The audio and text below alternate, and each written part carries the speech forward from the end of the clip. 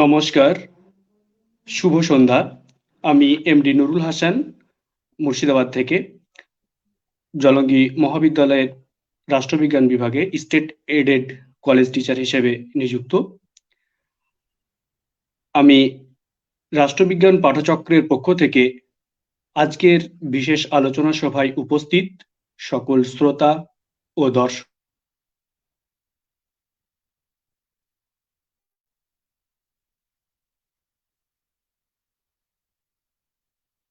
রাষ্ট্রচক্র অনলাইনের মাধ্যমে বাংলা ভাষায় রাষ্ট্রবিজ্ঞানের বিভিন্ন বিষয় নিয়ে স্নাতক ও স্নাতকোত্তর ছাত্রছাত্রীদের সুবিধার্থে নিয়মিতভাবে ওয়েব লেকচার সিরিজ করে চলেছে।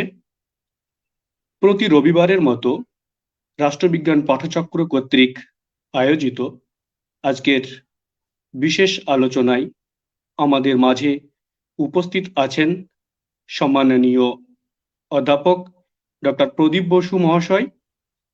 তার আজকের বিষয় মার্ক্সের বিচ্ছিন্নতাবাদী তত্ত্ব। ডক্টর বসু সম্পর্কে দু এক কথা না বললেই নয়। ডক্টর বসু বর্তমানে পশ্চিমবঙ্গের স্বনামধন্য প্রেসিডেন্সি বিশ্ববিদ্যালয়ের রাষ্ট্রবিজ্ঞান বিভাগের অধ্যাপনায় কর্মরত, সেই সাথে একাধারে প্রেসিডেন্সি বিশ্ববিদ্যালয়ের ডিন অফ আর্টস এর পদ সামলাচ্ছেন।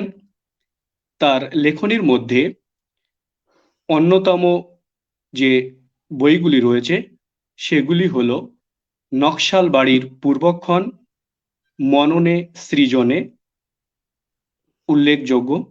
এছাড়াও স্যারের বিশেষ লেখা দুটো প্রবন্ধ আমি দেখেছি। রাষ্ট্রবিজ্ঞানের রাজনীতির তত্ত্বকথা, সেখানে সম্পাদনায় স্যারের দুটো প্রবন্ধ আছে মার্ক্সের ওপরে। দীপক কুমার দাস সম্পাদিত যে বইটি, সে বইটি স্যারের সেই বইয়ের মধ্যে আমি দেখেছি অত্যন্ত সহজ সরল বাংলা ভাষায় সাবলীল বাস্তবিক উদাহরণ সংযোগে বিষয়গুলোকে তুলে ধরেছেন। আজকে আমাদের যে ওয়েব লেকচার, সেই ওয়েব লেকচার সিরিজে মার্ক্সের যে বিচ্ছিন্নতাবাদী তত্ত্ব, সেই তত্ত্ব আমি আশা রাখব স্যার তার মূল্যবান বক্তব্য রাখবেন। রাষ্ট্রবিজ্ঞান পাঠচক্রের পক্ষ থেকে স্যারকে আবারও নমস্কার জানিয়ে স্যারের মূল্যবান আলোচনা শুরু করার জন্য আমি আহ্বান জানাচ্ছি।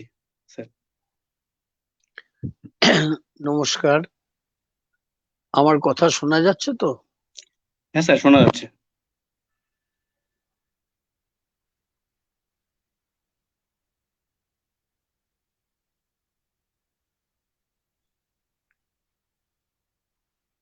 রাষ্ট্রবিজ্ঞান পাঠচক্রের এই উদ্যোগকে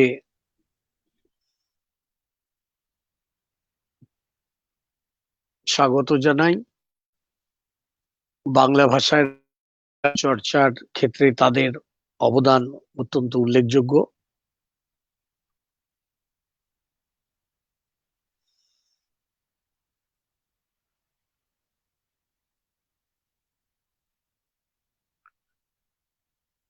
আজকের আলোচনার বিষয় হলো মার্ক্সের বিচ্ছিন্নতার তত্ত্ব।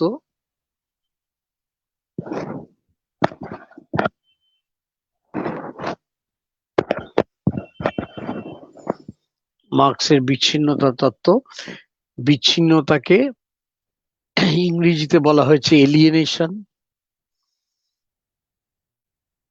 কোথাও কোথাও বলা হয়েছে এস্ট্রেঞ্জমেন্ট, বাংলায় অনুবাদ করা হয়েছে অনেক ক্ষেত্রে অনন্যয়। তা আমি সহজ অর্থে বিচ্ছিন্নতা এই শব্দটিকেই বেছে নিয়েছি।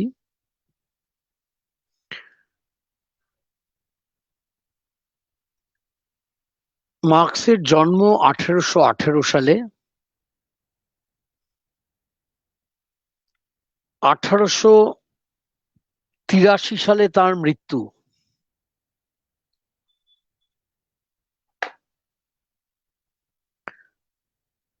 তার উপরে এনলাইটেনমেন্টের মানে 18 শতকের আলোক প্রাপ্তির যে বৌদ্ধিক আন্দোলন হয়েছিল ইউরোপে, তার প্রভাব বিশেষভাবে লক্ষ্য করা যায়। তার উপরে হেগেলের প্রভাব ছিল, এবং এই বিচ্ছিন্নতার তত্ত্বের বিষয়ে, তত্ত্বের পরিপ্রেক্ষিতে হেগেলের দার্শনিক ক্ষেত্রে অ্যালিয়েনেশনের ধারণা, বিচ্ছিন্নতার ধারণা, এবং ধর্মতত্ত্বের ক্ষেত্রে ফয়েরবাখের বিচ্ছিন্নতার ধারণা, এগুলো তার উপরে প্রভাব ফেলেছিল। আবার এগুলোর সমালোচনাও তিনি করেছিলেন। তা আমরা সেগুলোতে বিস্তারিত যাচ্ছি না, আমরা সরাসরি মার্কসের আলোচনাতেই যাব। মার্কসের 1844-এ লেখা একটি বইকে উল্লেখ করব, ইকোনমিক অ্যান্ড ফিলোসফিক ম্যানুস্ক্রিপ্টস, অনেকে একে বলেন প্যারিস ম্যানুস্ক্রিপ্টস। এই গ্রন্থ যখন লিখছেন তখন তার বয়স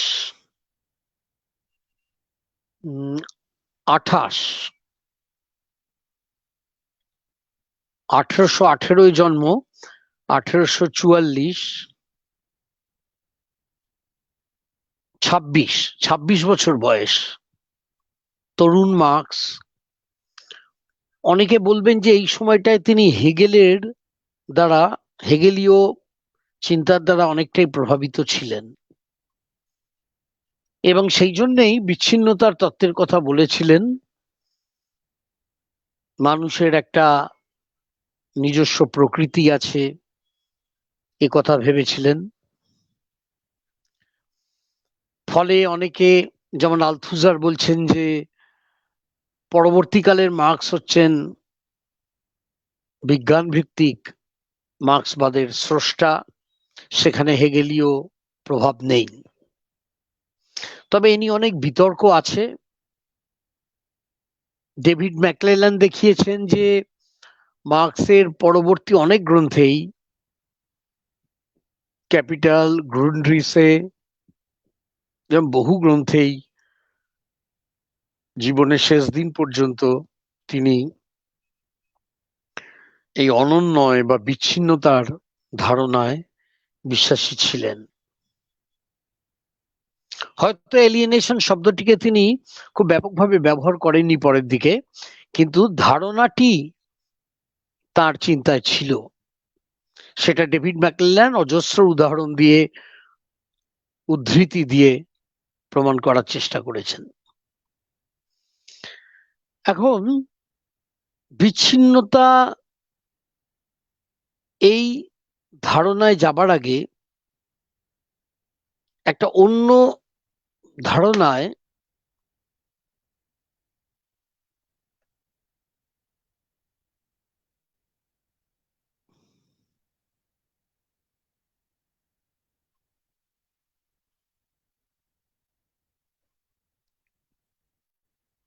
বিচ্ছিন্নতায় যাবার আগে একটি অন্য ধারণা আলোচনা করে নেওয়া প্রয়োজন সংক্ষেপে। সেটা হলো যে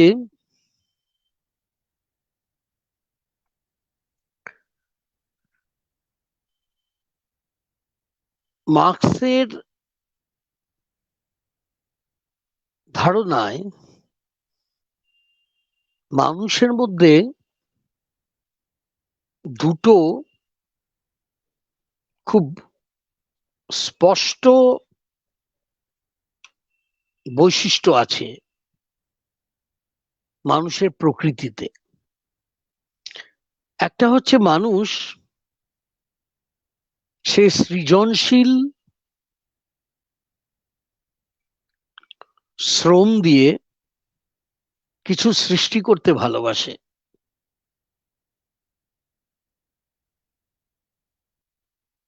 যেটা বাধ্যতামূলক নয়, প্রয়োজনের অতিরিক্ত, নিজের মনের আনন্দে স্বাধীনভাবে শ্রম দিয়ে মানুষ কিছু সৃজন করতে ভালোবাসে। হয়তো কেউ কবিতা লিখতে, কেউ একটি চিত্র অঙ্কন করতে, কোনো গালিচা তৈরি করতে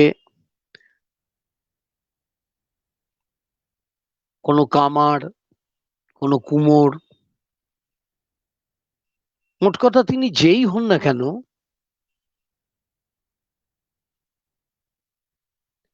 তিনি বাধ্যতামূলক ভাবে না করে স্বেচ্ছায়, স্বাধীনভাবে, স্বতঃস্ফূর্তভাবে কিছু সৃজনশীল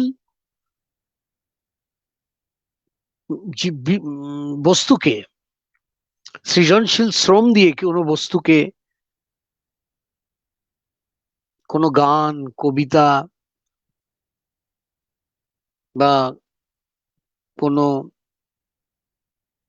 কাশ্মীরি গালিচা, কোনো পটচিত্র, কোনো লোকসঙ্গীত তারা রচনা করতে চান। এই যে নিজের ধারণাটাকে, হয়তো তিনি ধারণা করছেন একটি পাখি এবং তারপরে তিনি ছবি আঁকলেন একটি পাখির, এইভাবে ধারণাটি, এই সৃজনশীল ধারণাটি একটা মূর্ত রূপ পেল।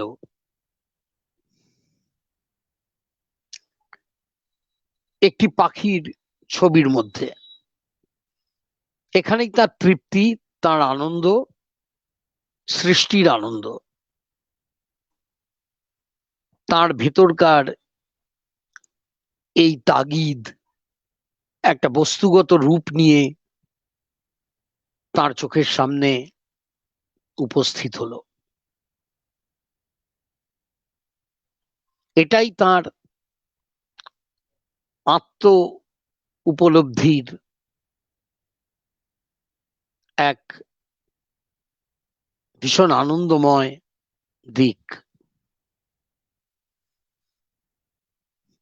এবং এই সৃষ্টিকে তিনি অন্যের সামনে নিয়ে যেতে চান এবং অন্যের এই সঙ্গীত বা চিত্র যাই হোক না কেন, তাকে উপভোগ করার যে অধিকার, উপভোগ করার যে সামর্থ্য রয়েছে, সেই সামর্থ্যকে রূপায়িত হতে দেখে তিনি খুশি হন। আরেকটি বৈশিষ্ট্য আছে মানব প্রকৃতিতে, সেটা হলো যে সোশ্যাল লেবার ফর প্রোডাকশন, উৎপাদনের জন্য সামাজিক শ্রম দেওয়া। অর্থাৎ একা নয়, সমাজে অনেকে মিলে মিশে সামাজিক শ্রম দিয়ে উৎপাদনের কাজ করা।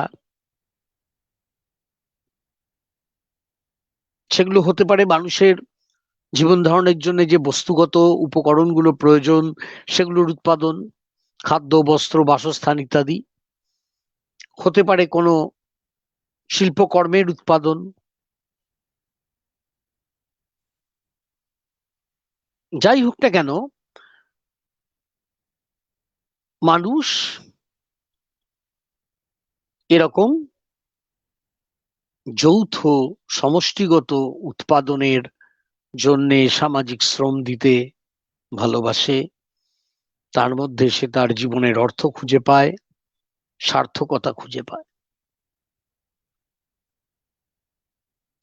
অর্থাৎ পরস্পরের থেকে বিচ্ছিন্ন আত্মকেন্দ্রিক ব্যক্তিসত্তা মানুষের নয়, তার মধ্যে একটা সামাজিক সত্তা রয়েছে। তার মধ্যে নিশ্চয়ই আরো অনেক কিছু আছে মানব প্রকৃতিতে, কিন্তু সবচেয়ে গুরুত্বপূর্ণ দিক এটাই। এবারে ইপিএম, ইকোনমিক অ্যান্ড ফিলোসফিক ম্যানুস্ক্রিপ্টস, কোথাও কোথাও লেখা হয় ইকোনমিক অ্যান্ড ফিলোসফিক্যাল ম্যানুস্ক্রিপ্টস। এই ইপিএম গ্রন্থে তিনি বিচ্ছিন্নতার আলোচনা করছেন মার্কস, এবং সেখানে তিনি বলছেন এস্ট্রেঞ্জড লেবার, মানে বিচ্ছিন্ন শ্রম, এই অধ্যায়ে তিনি বলছেন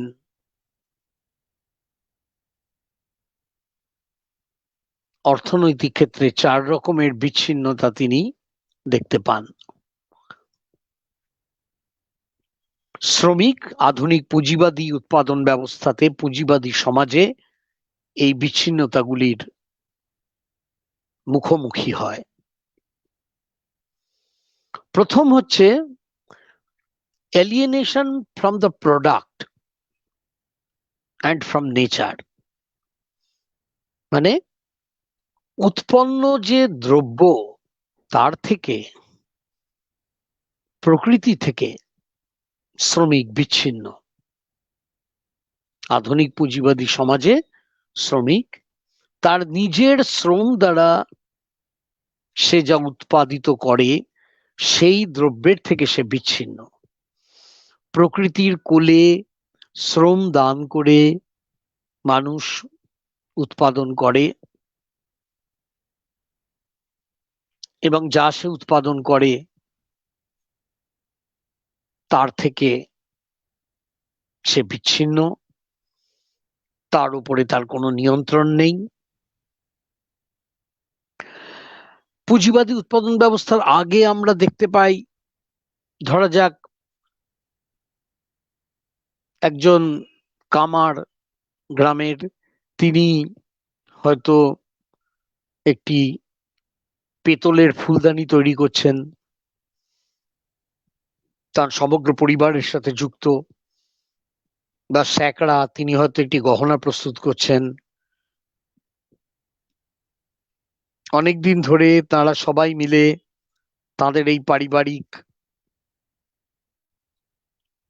উৎপাদন কর্মের মধ্যে যুক্ত থেকে তারা হয়তো একটি রূপোর ফুলদানি তৈরি করছেন বা পেতলের ঘড়া তৈরি করছেন।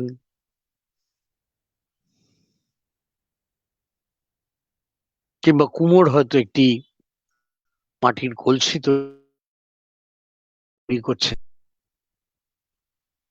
সেখানে ওই উৎপন্ন বস্তুটির সাথে ওতপ্রোতভাবে জড়িত থাকেন উৎপাদন কর্তা, অর্থাৎ সেই কামার বা কুমোর মানুষটি।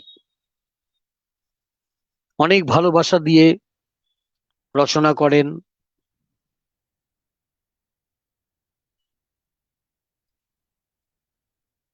অনেক ভালোবাসা দিয়ে রচনা করেন, অনেক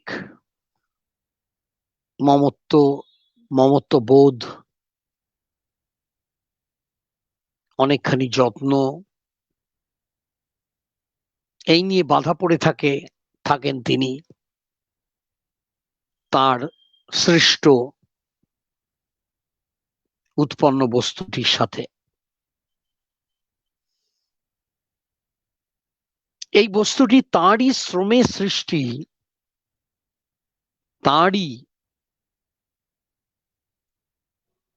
তার দ্বারাই সৃজিত।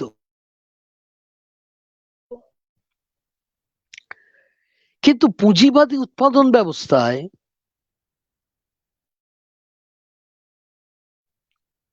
শ্রমিক তার শ্রম দিয়ে মোটর গাড়ি কারখানায় একটি মোটর গাড়ি উৎপাদন করছেন, অন্যান্য বহু শ্রমিকের সাথে একত্রে মিলে। সেই মোটর গাড়ির ওপর তার কোনো নিয়ন্ত্রণ নেই, এই মোটর গাড়ি তার নয়, এই মোটর গাড়ির মালিক, কারখানার যিনি মালিক, বুর্জোয়া পুঁজিপতি, তিনি। শ্রমিক তার শ্রম দিয়ে সৃষ্টি করছেন একটি মোটর গাড়ি বা একটি ল্যাপটপ, একটি মোবাইল ফোন, যাই হোক না কেন। কিন্তু পুঁজিবাদী উৎপাদন ব্যবস্থায় এই বস্তুটি তৈরি হওয়ার পরে তা বাজারে বিক্রয়ের জন্য চলে যাচ্ছে,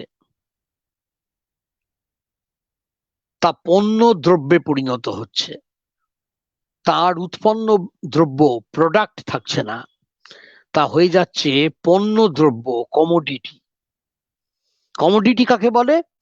এমন একটি উৎপন্ন দ্রব্য যা বাজারে বিক্রয়ের জন্য উৎপন্ন হচ্ছে, তার উপরে শ্রমিকের কোনো নিয়ন্ত্রণ নেই, শ্রমিক তাকে নিজের প্রয়োজনে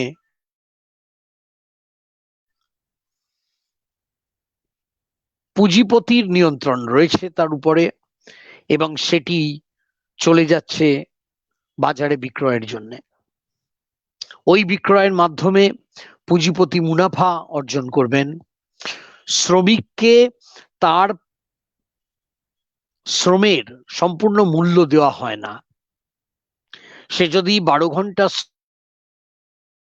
শ্রম, ধরা যাক তাকে 4 ঘন্টা শ্রমের মূল্য দেওয়া হলো, বাকি যে উদ্বৃত্ত শ্রম, সারপ্লাস লেবার, সেই সারপ্লাস লেবার বা উদ্বৃত্ত শ্রমের জন্য তাকে কোনো মূল্য দেওয়া হলো না, তাকে কোনো মজুরি দেওয়া হলো না।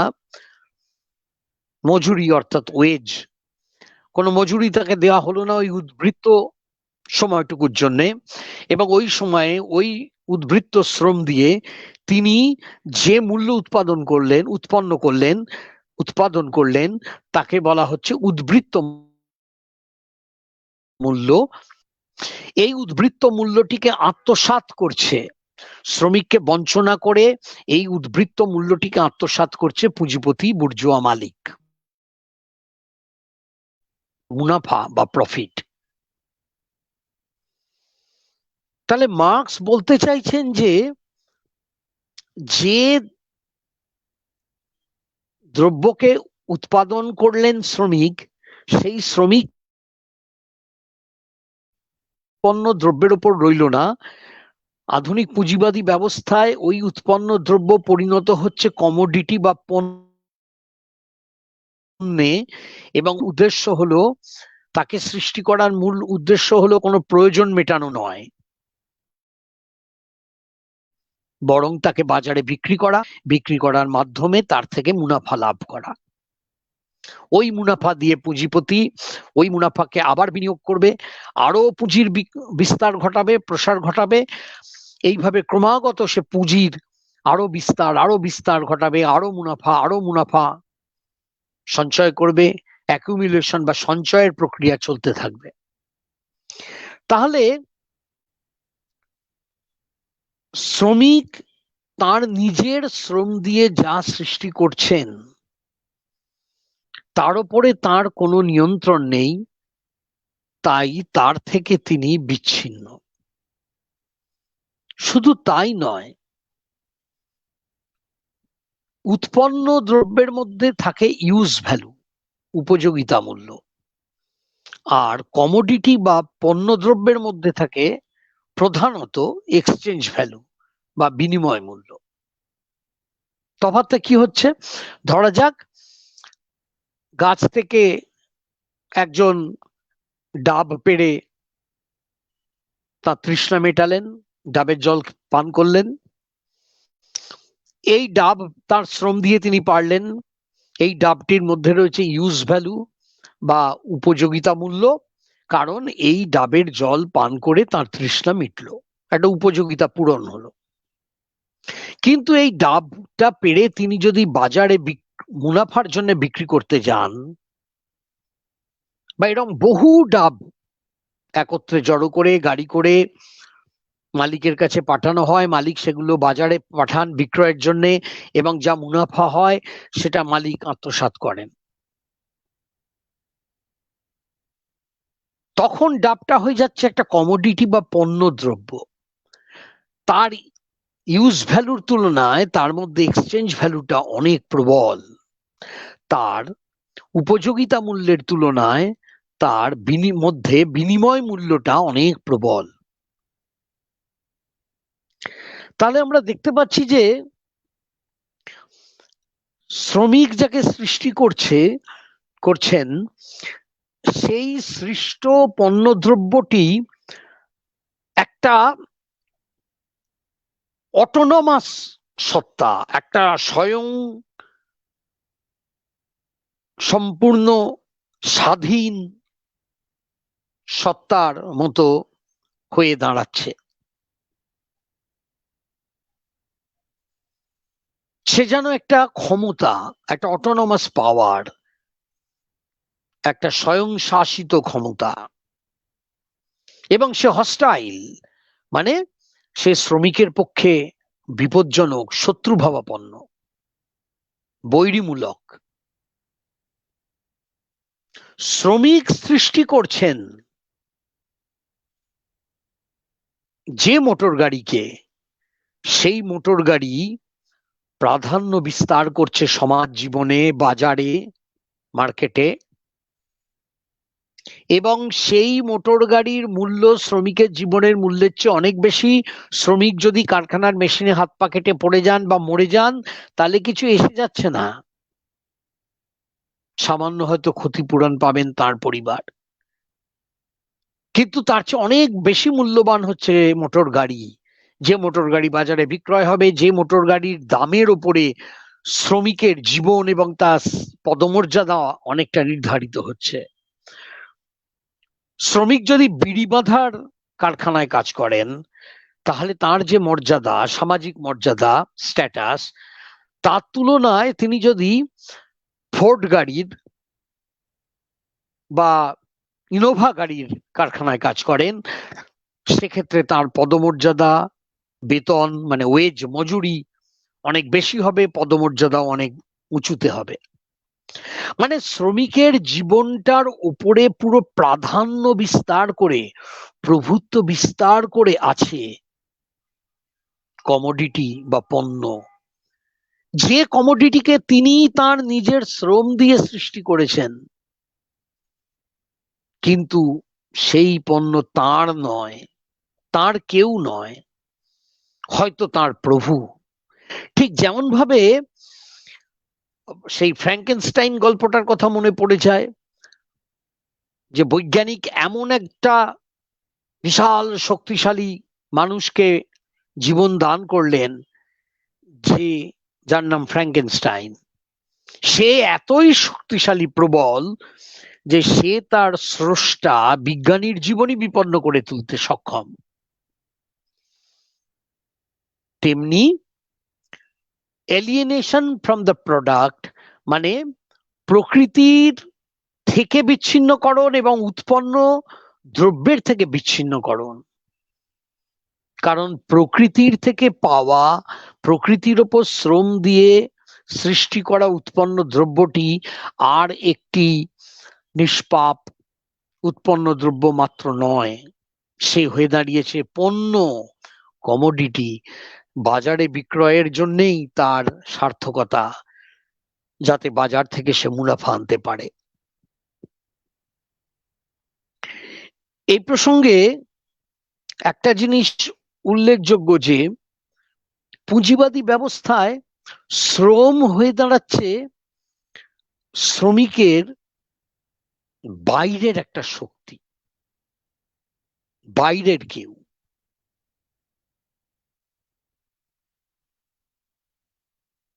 Labour is external to worker in capitalism.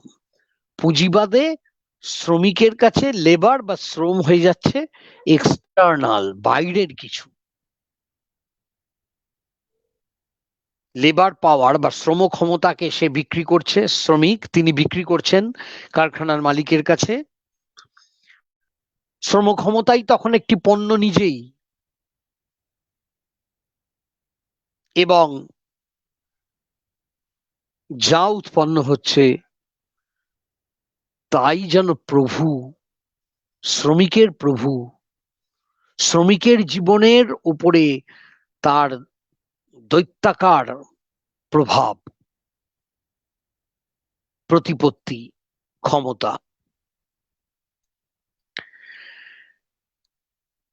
এখানে এটাও উল্লেখযোগ্য যে জ্ঞান পর্যন্ত পর্যন্ত পণ্য দ্রব্যে পরিণত হচ্ছে।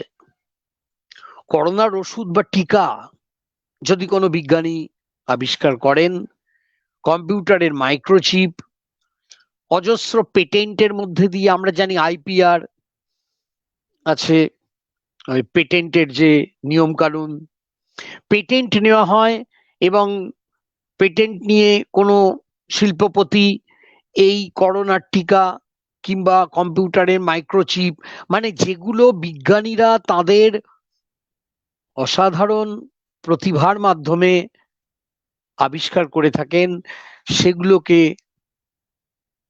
চুক্তি করে ক্রয় করে নেয় পুঁজিপতি, শিল্পপতি বা ব্যবসায়ী বা উদ্যোগপতি যাকে বলা হয় আজকাল, এন্টারপ্রেনিয়র, এবং সেটা বাজারে বিক্রয়যোগ্য পণ্য হয়ে যায়। বৌদ্ধিক যা কিছু উৎপাদন, ইন্টেলেকচুয়াল প্রোডাকশন, বৈজ্ঞানিক উৎপাদন, সাংস্কৃতিক উৎপাদন, এগুলো সবকিছুই পণ্য দ্রব্যে অর্থাৎ জ্ঞান পণ্যে পরিণত হয়, পণ্যায়ন ঘটে জ্ঞানের। এইখানে মার্কসের কমোডিটি ফেটিসিজমের কথাও বলা দরকার।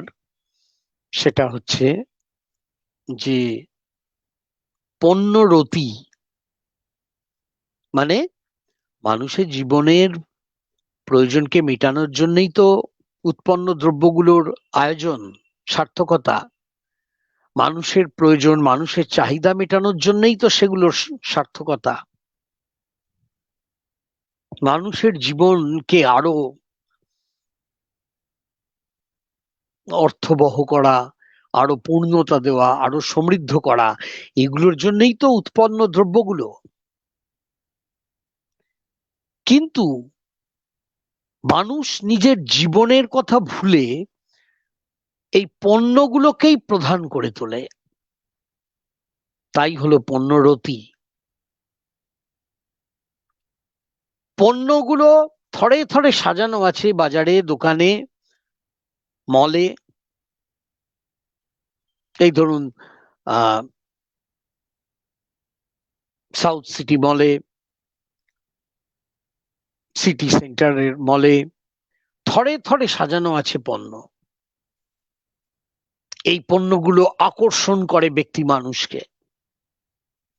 আমরা শ্রমিকের কথা ভুলে যাই, যিনি সৃষ্টি করেছিলেন তার শ্রম দিয়ে এই পণ্যগুলোকে।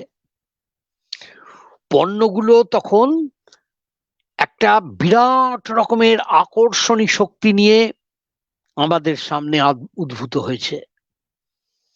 আমরা ছুটে চলেছি, আমরা কখন একটা আইফোন কিনবো, একটা দামি মোবাইল কিনবো, একটা গাড়ি কিনবো, একটা ল্যাপটপ কিনবো, একটা ব্র্যান্ডেড শার্ট কিনবো, ব্র্যান্ডেড জুতো কিনবো। মানে এই সমস্ত পণ্যগুলো তার স্রষ্টা শ্রমিকের জীবনকে ঢাকা দিয়েছে, আবৃত করে রেখেছে। এতটাই গুরুত্বপূর্ণ হয়ে উঠেছে এই পণ্যগুলি। আর মানুষ বিভিন্ন বিজ্ঞাপনের মাধ্যমে, বিভিন্ন গণমাধ্যম,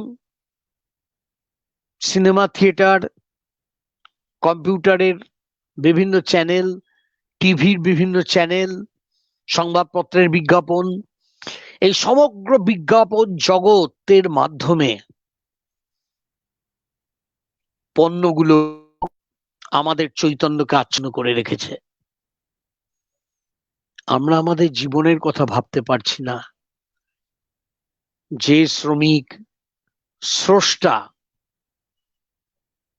যিনি তার শ্রম দিয়ে সৃষ্টি করেছেন এই পণ্যগুলিকে, তিনি মুছে গেছেন আমাদের চোখের সামনে থেকে। তিনি এই পণ্যগুলো থেকে সম্পূর্ণ বিচ্ছিন্ন, এলিয়েনেটেড। এটাই হলো কমোডিটি ফেটিসিজম। ফেটিশ হয়ে গেছে কমোডিটি, একটা অবসেশন, একটা একটা অসম্ভব রকমের মানসিক রোগের মতো এই পণ্যের প্রতি আকর্ষণ কাজ করছে। ভোগ্য পণ্য, পণ্যকে ভোগ করা, পণ্যকে কেনা, এগুলোই হচ্ছে আমাদের পুঁজিবাদী সমাজের জীবনের বৈশিষ্ট্য।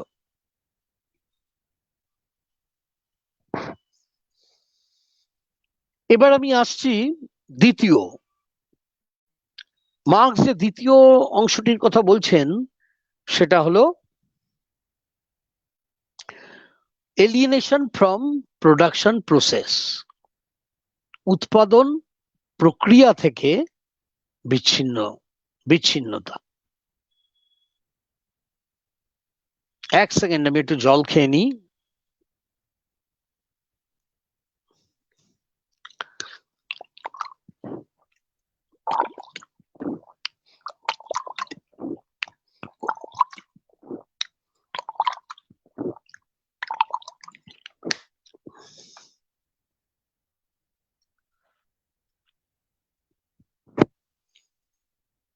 উৎপাদন প্রক্রিয়া থেকে শ্রমিক সম্পূর্ণ বিচ্ছিন্ন, এটা হলো দ্বিতীয়। এখানে মার্কস বলতে চাইছেন যে প্রাক পুঁজিবাদী উৎপাদন ব্যবস্থায় নিশ্চয়ই অনেক শোষণ ছিল, দমন পীড়ন ছিল,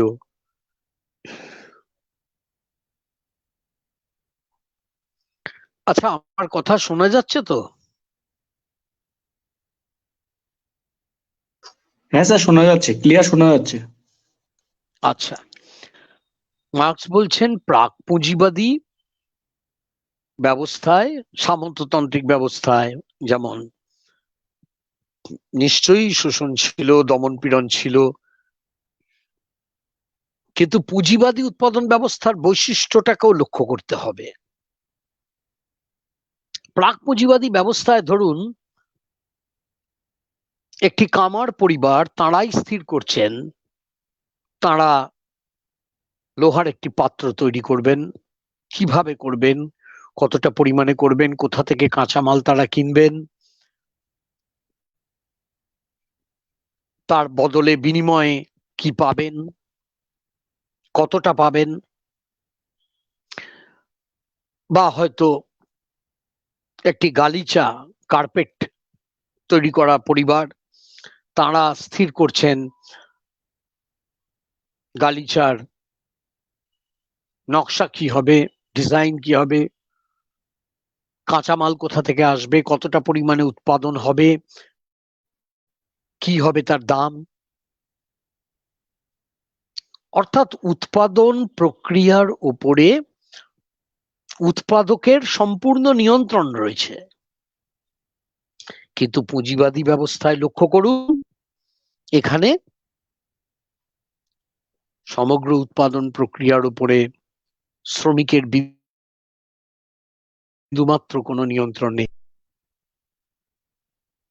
এমনকি তিনি জানেন না যে কি উৎপাদন হচ্ছে, তিনি তো তার একটা অংশ মাত্র উৎপাদনের সঙ্গে যুক্ত।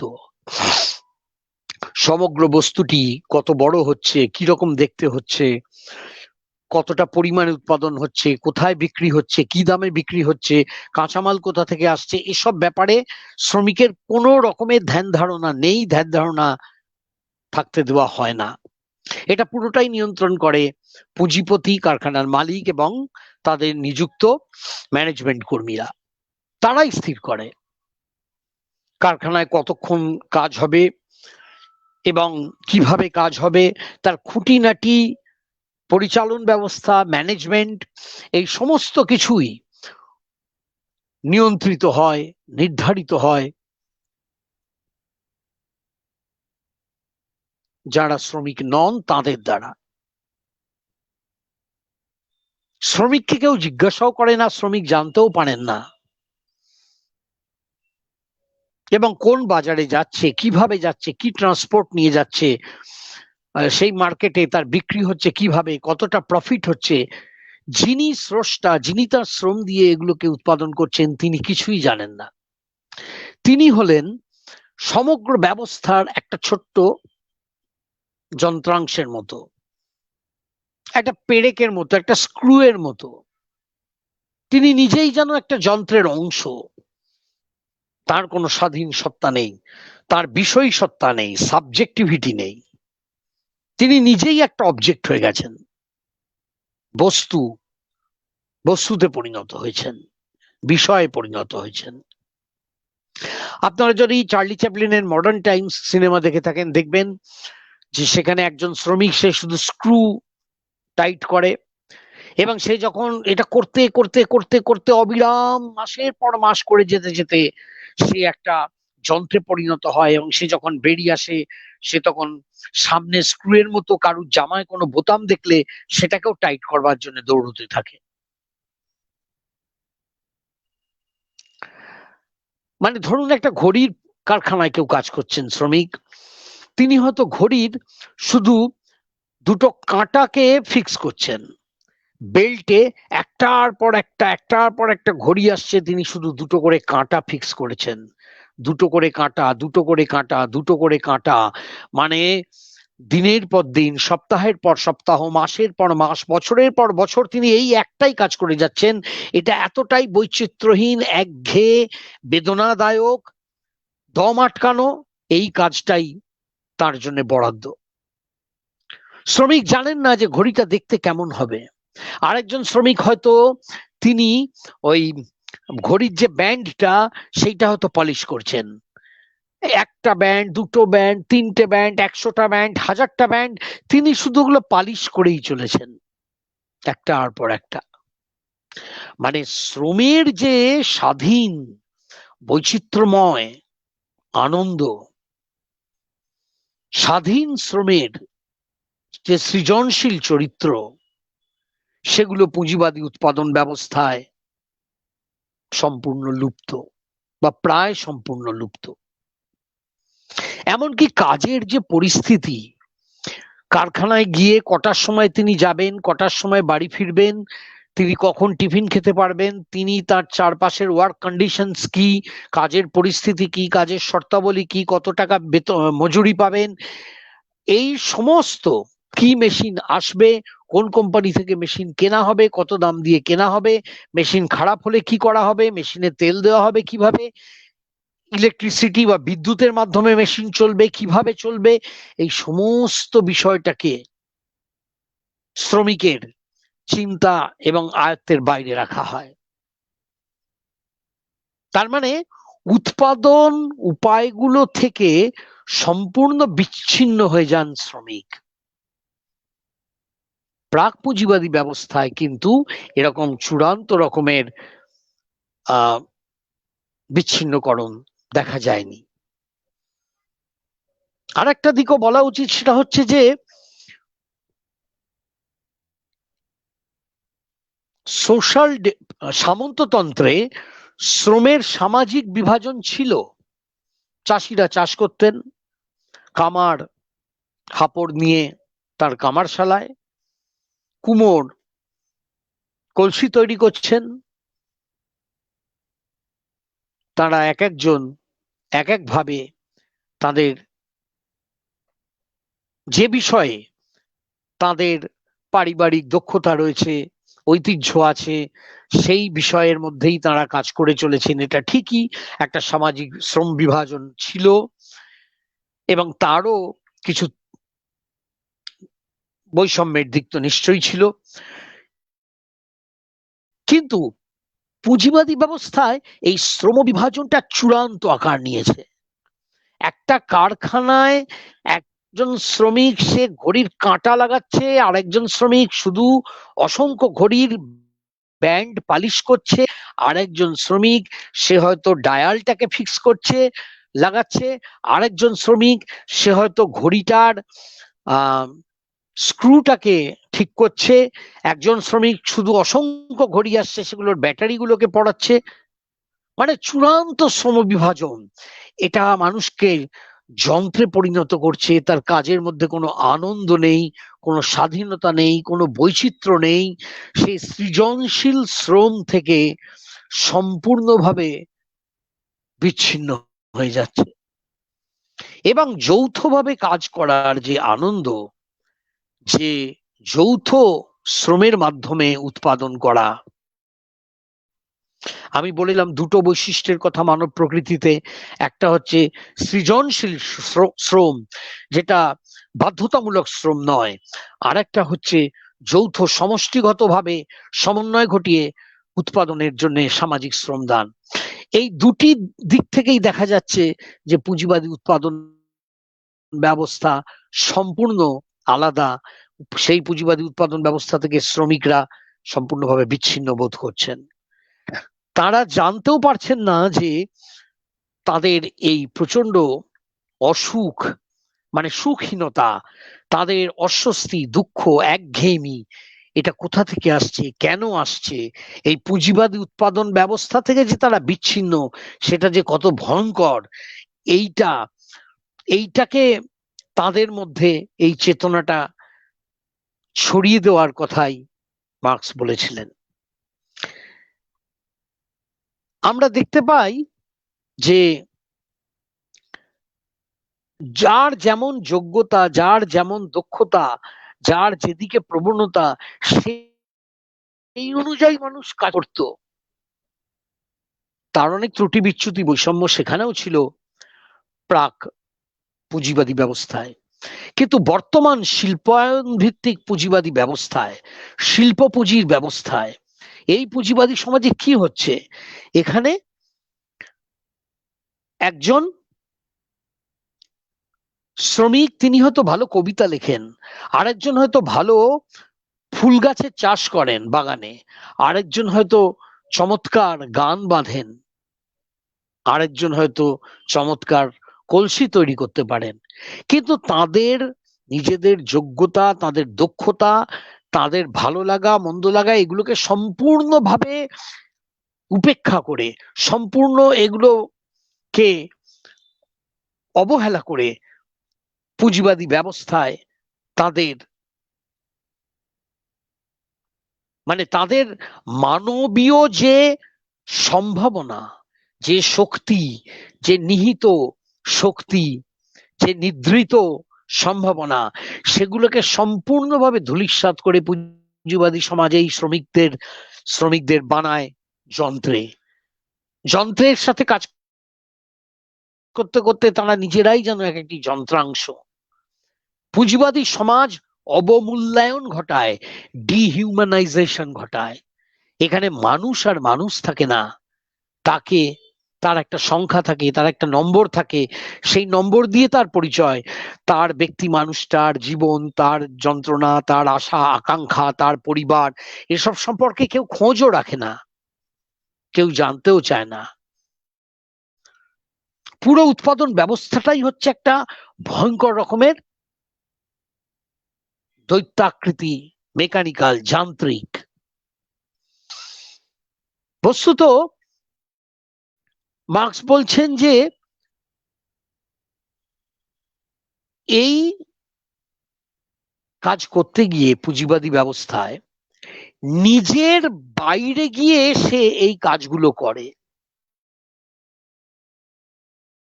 শ্রমদান করে কারখানায়, তার শ্রম ক্ষমতা বিক্রি করে নিজের বাইরে গিয়ে। আর যখন সে কাজের বাইরে যায় তখন সে নিজেকে পায়, কাজ করে নিজের বাইরে গিয়ে, আর কাজ থেকে বেরিয়ে এলে সে নিজেকে পায়, কাজের বাইরে সে নিজেকে পায়। কারণ এই কাজটা হচ্ছে বাধ্যতামূলক, ফোর্সড লেবার। তার পরিবার, তার নিজের গ্রাসাচ্ছাদনের জন্য, বেঁচে থাকার জন্য তাকে রোজগার করতে হয়, মজুরি শ্রমিক, এবং মজুরি শ্রমিক হয়ে তাকে বেঁচে থাকতে হয়। এই কাজের মধ্যে কোনো আনন্দ নেই, এটা কোনো সৃজনশীল শ্রম নয়, এটা অন্যের নির্দেশে, পুঁজিপতি, কারখানা মালিক এবং তার ম্যানেজারদের নির্দেশে তাকে কাজ করে যেতে হয় যন্ত্রের মতো। এক ভয়াবহ অমানবিক উৎপাদন ব্যবস্থা।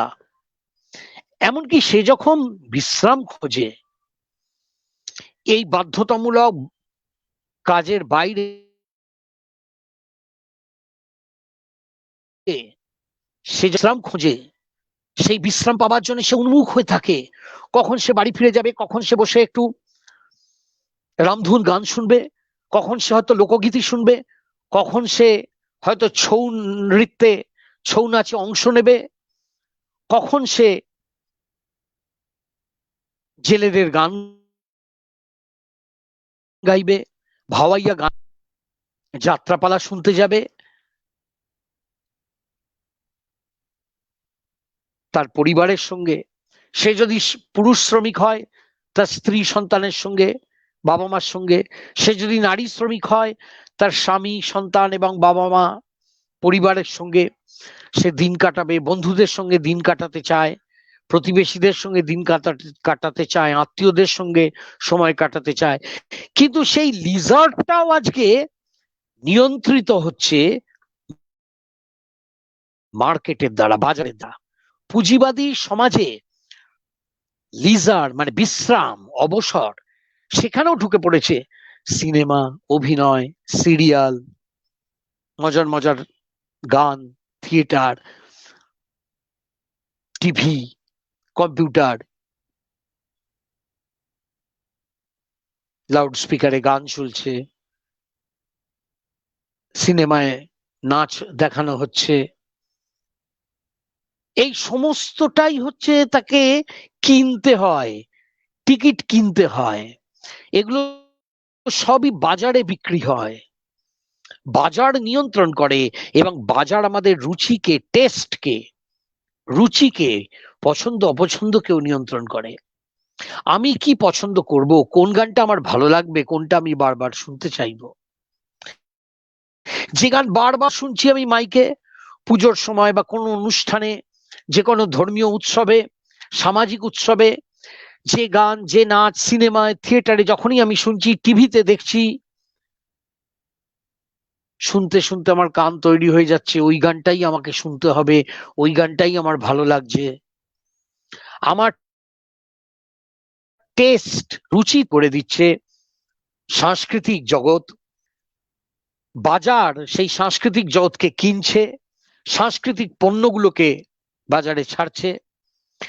আর কনজিউমাররা, আমরা ক্রেতারা বিনোদনের জন্য ওইগুলোকে কিনছি।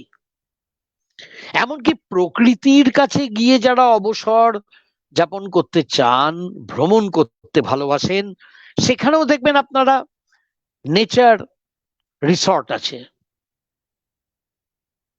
হলিডে রিসর্ট আছে।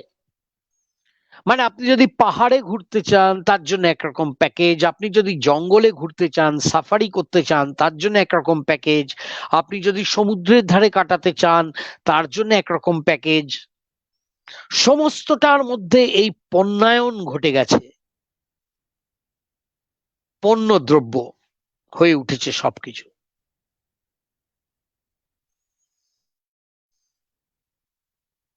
এই উৎপাদন ব্যবস্থা থেকে শ্রমিক সম্পূর্ণ বিযুক্ত, অনন্বিত, বিচ্ছিন্ন।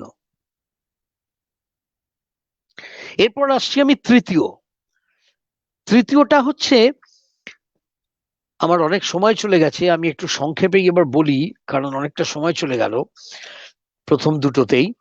তৃতীয়টা হচ্ছে এই যে এলিয়েনেশন ফ্রম স্পিসিস বিইং, মানে মানুষের নিজের যে প্রজাতি সত্তা, তার থেকে শ্রমিক বিচ্ছিন্ন। শ্রমিক তো মানুষের তো একটা স্পিসিস বিইং আছে, মানে স্পিসিস এসেন্স আছে, একটা প্রজাতিগত সত্তা আছে। তার মানে কি? তার মানে মানুষের নিজের একটা প্রকৃতি আছে, সেই প্রকৃতিতে সে অন্য মানুষের সঙ্গে বাঁচতে ভালোবাসে। সে একটা সোশ্যাল বিইং, সে একটা সামাজিক প্রাণী, সামাজিক সত্তা তার। সে এককভাবে একা, তার জীবন, তার কাজকর্ম, তার সৃজন, তার শ্রম, এই সবকিছুর সার্থকতা, অর্থ সার্থকতা সে খুঁজে পেতে চায় অন্য মানুষদের মাধ্যমে, অন্য মানুষদের মধ্যে দিয়ে। আরো পাঁচজন তার কবিতা, আরো পাঁচজন তার লোকনৃত্য, আরো পাঁচজন তার পটশিল্প দেখলো কিনা, পুরুলিয়ার ওই ছৌ নৃত্য, অথবা ধরুন মুখোশ গ্রামের ওই মুখোশ, কিংবা কামারে তৈরি করা কোনো লোহার কোনো পুতুল, কিংবা ধরুন বিষ্ণুপুরের ওই যে ঘোড়া, যে বিশেষ ধরনের ঘোড়া, ডোগরা শিল্প, এবং এরা বিভিন্ন ছড়িয়ে আছে চতুর্দিকে লোকশিল্প। এইগুলোর করার মধ্যে দিয়ে যিনি স্রষ্টা, শ্রমজীবী মানুষটি, তিনি চান যে তার কাজ আরো 5 জন মানুষ দেখুক। যিনি বাউল গান করেন, তিনি চান যে তার বাউল গান আরো 5 জন মানুষ শুনুক।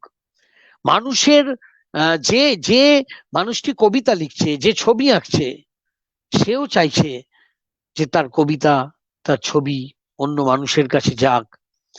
এই যে সকলে মিলে, ওই যে আমি বলছিলাম, প্রথম হচ্ছে ক্রিয়েটিভ লেবার, মানে সৃজনশীল শ্রম করতে চায় মানুষ। সেটা হবে ফ্রি, ফোর্সড নয়, বাধ্যতামূলক নয়। সেটা করতে তাকে কেউ বাধ্য করবে না। তার আর্থিক কারণে তাকে সেটা করতে হচ্ছে না, তাকে দারিদ্র্যের কারণে কিছু তৈরি করতে হবে না। সে মুক্ত, অবাধ, সৃজনশীল নিজের শ্রম করবে, তার তাগিদ, নিজের তাগিদ থেকে সে করবে। আর একটা তার মানব প্রকৃতির বৈশিষ্ট্য কি, যে তারা সকলে মিলে, তারা অনেকে মিলে সামাজিক শ্রম দিয়ে উৎপাদন করবে, এবং এগুলোকে ভোগ করবে সকলে মিলে, উপভোগ করবে এগুলো সকলে মিলে। তাদের চাহিদা পূরণ হবে যৌথভাবে। এই যে সবাই মিলে সমষ্টিগতভাবে বাঁচা, এই সবাই মিলে সমষ্টিগতভাবে বাঁচার এই মানব প্রকৃতি, এটাকেই বলা হচ্ছে স্পিসিস বিইং, বা প্রজাতি সত্তা, বা স্পিসিস এসেন্স, প্রজাতি সার সত্তা। এইখানে আমরা দেখতে পাচ্ছি যে পুঁজিবাদী ব্যবস্থায় এটা পুরোপুরি ভেঙে দেওয়া হয়েছে। মানুষ, ওই যে রবীন্দ্রনাথ বলেছিলেন, আমি কান পেতে রই, মানে আমার নিজের হৃদয়ের মধ্যে আমি কান পেতে শোনার চেষ্টা করি আমি কি চাই। কিন্তু পুঁজিবাদী সমাজ এটা তোমায় শুনতে দেবে না। কোন শ্রমিক তার নিজের জীবন, ভালোবাসা, প্রেম, দুঃখ, আনন্দ, আশা, আকাঙ্ক্ষার কথা সবাইয়ের মধ্যে ছড়িয়ে দিতে পারবেন না। তার নিজের প্রকৃতি, তিনি যেভাবে শ্রম করতে চান, যেভাবে বাঁচতে চান, তিনি হয়তো মোটর কারখানার শ্রমিক, কিন্তু আসলে তিনি একজন হয়তো বাউল শিল্পী। হয়তো তিনি বিড়ি বাঁধছেন, বিড়ি কারখানার শ্রমিক, কিন্তু আসলে তিনি হয়তো এক অসাধারণ চিত্রশিল্পী, অঙ্কন শিল্পী। কিন্তু তার নিজের মতো করে তিনি কখনো বাঁচতে পারেননি, পারেন না, পারবেন না এই পুঁজিবাদী সমাজে। এবার আসছি আমি চতুর্থ অংশে। আচ্ছা, আরো একটু কথা বলে নেওয়া যায় যে মানব প্রকৃতি বলে সত্যি কি কিছু আছে? এ নিয়ে অনেক বিতর্ক কিন্তু আছে, মার্ক্সবাদীদের মধ্যেই আছে। ওই যে আলথুজার বলেছিলেন, একটা এপিস্টেমোলজিক্যাল ব্রেক, মানে জ্ঞানতাত্ত্বিক একটা ভাঙন ঘটেছিল মার্ক্সের মধ্যে। প্রথম দিকের রচনাগুলো হেগেলের প্রভাব আছে, পরের দিকের রচনাগুলো হেগেলের প্রভাব নেই, পরের দিকের রচনাগুলো মার্ক্স বৈজ্ঞানিক মার্ক্সবাদের স্রষ্টা। তাই একটা চিরন্তন মানব প্রকৃতির কথা মার্ক্স কখনো ভাবতেই পারেন না। মানব প্রকৃতি যদি থাকেও তা হবে হিস্টোরিক্যালি কনস্টিটিউটেড, মানে ঐতিহাসিকভাবে নির্মিত।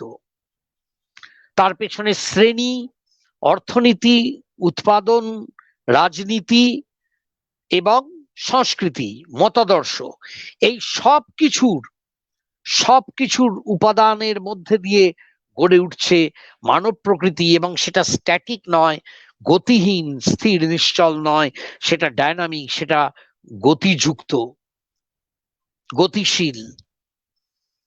মার্ক্স নিশ্চয়ই এভাবেই ভেবেছিলেন। তবুও কি এই প্রশ্নটা এসে যায় না যে মানব প্রকৃতির কথা বললে কিছু উপাদানের কথা অন্তত ভাবা হচ্ছে, যে উপাদানগুলো মানুষ মাত্রেরই প্রকৃতির মধ্যে আছে, সেগুলো পাল্টে যায়নি। এ নিয়ে অনেক বিতর্ক আছে। এটা এটা রীতিমতো তর্কাতর্কির ব্যাপার যে মানুষের কোনো স্পিসিস বিইং আছে কিনা, প্রজাতি সত্তা আছে কিনা, মানব প্রকৃতি বলে কিছু আছে কিনা, এটা নিয়ে বিতর্ক চলতে পারে। যদি মানব প্রকৃতি থাকে তাহলে কি সেটা অ্যানথ্রোপোলজিক্যাল নৃতাত্ত্বিক অর্থে, নাকি সেটা হিস্টোরিক্যাল ঐতিহাসিক ভাবে সেটা বিবর্তিত, সেটা কি অর্থনীতি, উৎপাদন ব্যবস্থা, রাজনীতি, সংস্কৃতি এগুলোর উপর নির্ভরশীল, মতাদর্শের উপর নির্ভরশীল, ঠিক কি অর্থে মানব প্রকৃতি, এ প্রশ্নগুলো রয়ে গেছে। এবার আসছি আমি শেষ পয়েন্টে, চতুর্থ বিষয়টা হচ্ছে alienation from other people, other human beings, অন্যান্য মানুষদের থেকে বিচ্ছিন্নতা। শ্রমিক তিনি এই পুঁজিবাদী ব্যবস্থায় অন্যান্য শ্রমিকদের থেকে বিচ্ছিন্ন, প্রত্যেকের প্রতিযোগী। একজন যদি কাজ হারান, সেই জায়গায় আরেকজন আবেদন করতে পারেন। প্রত্যেকটা শ্রমিকের মধ্যে এই তীব্র প্রতিযোগিতা রয়েছে, কারণ সংখ্যায় প্রচুর শ্রমিক আছেন এবং যত বেকার শ্রমিক থাকবেন তত পুঁজিপতিদের লাভ। পুঁজিপতিরা তারা শ্রমিকদের এই অসহায়তার সুযোগ নিয়ে তাদের মজুরিকে কমিয়ে দেয়, তারা দর কষাকষি করে অনেক সুবিধাজনক অবস্থান থেকে। মানুষের সম্পর্কটা হয়ে দাঁড়াচ্ছে যেন বস্তুতে সম্পর্ক। মানুষের সঙ্গে যে মানুষের সম্পর্ক সেটা আর গুরুত্ব পাচ্ছে না। একজন শ্রমিক একজন বুর্জোয়াকে দেখছেন যে এ তো বুর্জোয়া, এ কারখানাটার মালিক, আর বুর্জোয়া দেখছে যে এ তো মজুর, এ তো একটা সামান্য মজুর, কারখানায় শ্রম দেয়, এর নাম জানবো কি? কোনো প্রয়োজন নেই, এরা তো পোকা মাকড়।